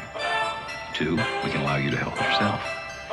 And 3, we can have you replaced. Hey, see, I really been popping my shit on a whole nother level. You playing, get sent to the devil. These bitches been on me, I swear they keep calling my phone. I'm like, hold on, let me check the schedule. If she get time of day, then I had a good place, so I'm back at the spot. She getting beat like a prince. These niggas be soft on the bitch, but turned up off the purse. Boy, I'm solid and stand on with us. See, I really been popping my shit on a whole nother level. You playing, get sent to the devil. These bitches been on me, I swear they keep calling my phone. I'm like, hold on, let me check the schedule. If she get time of day, then I had a good place, so I'm back at the spot. She getting beat like a prince. These niggas be soft on the bitch, but turned up off the purse. Boy, I'm solid and stand on whatever. Ay, bitch, I'm popping like corn on the kettle. A lame nigga reach for my chain and get hit with this metal. And first shit, we on the new levels. I put triple D on my back and my foot on the pedal. I'm chasing Ciabatta the cheddar. I really know Mexicans thought I call all of them hell. We up, you can go check the record. Cause lately I really been ballin', I'm feeling like Steph. Sit back, let me teach you a lesson. You run up on Big X to plug and get hit with this web. Want the Glock, the AR, or the Wesson. But I still beat your bitch ass like it's Marvel Attack. Teach on spray every day to the river. She know that I'm out on my last and her son been a feeling. Think he sweet, put a hole in his melon. And I probably beat the little a case cause we don't do no telling. To the lies, I'm something like hell. These niggas be hooping and hollering, boy, fuck how they yelling. We better come check out my section. Taliban shit, but you know it's 600, I'm ready. In my hood, boy, I'm something like a legend. You can't join the gang if you ain't known for shooting the step. Where he played, that's the same place we left him. Was being too extra. I hate that the gang had I really been popping my shit on a whole nother level. You playing, get sent to the devil. These bitches been on me, I swear they keep calling my phone. I'm like, hold on, let me check the schedule. If she get time of day, then I had a good place, so I'm back at the spot. She getting bit like a press. These niggas be soft on the bitch, but turned up off the purse. Boy, I'm solid and stand on whatever. I really been popping my shit on a whole nother level. You playing, get sent to the devil. These bitches been on me, I swear they keep calling my phone. I'm like, hold on, let me check the schedule. If she get time of day, then I had a good place, so I'm back at the spot. She getting bit like a press. These niggas be soft on the bitch, but turned up off the purse. Boy, I'm solid and stand on whatever.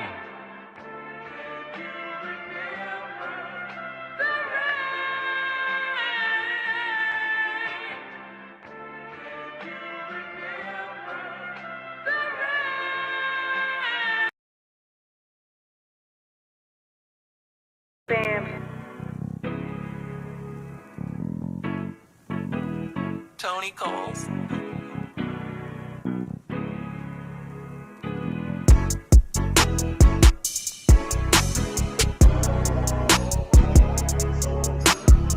So how have you been, Big X?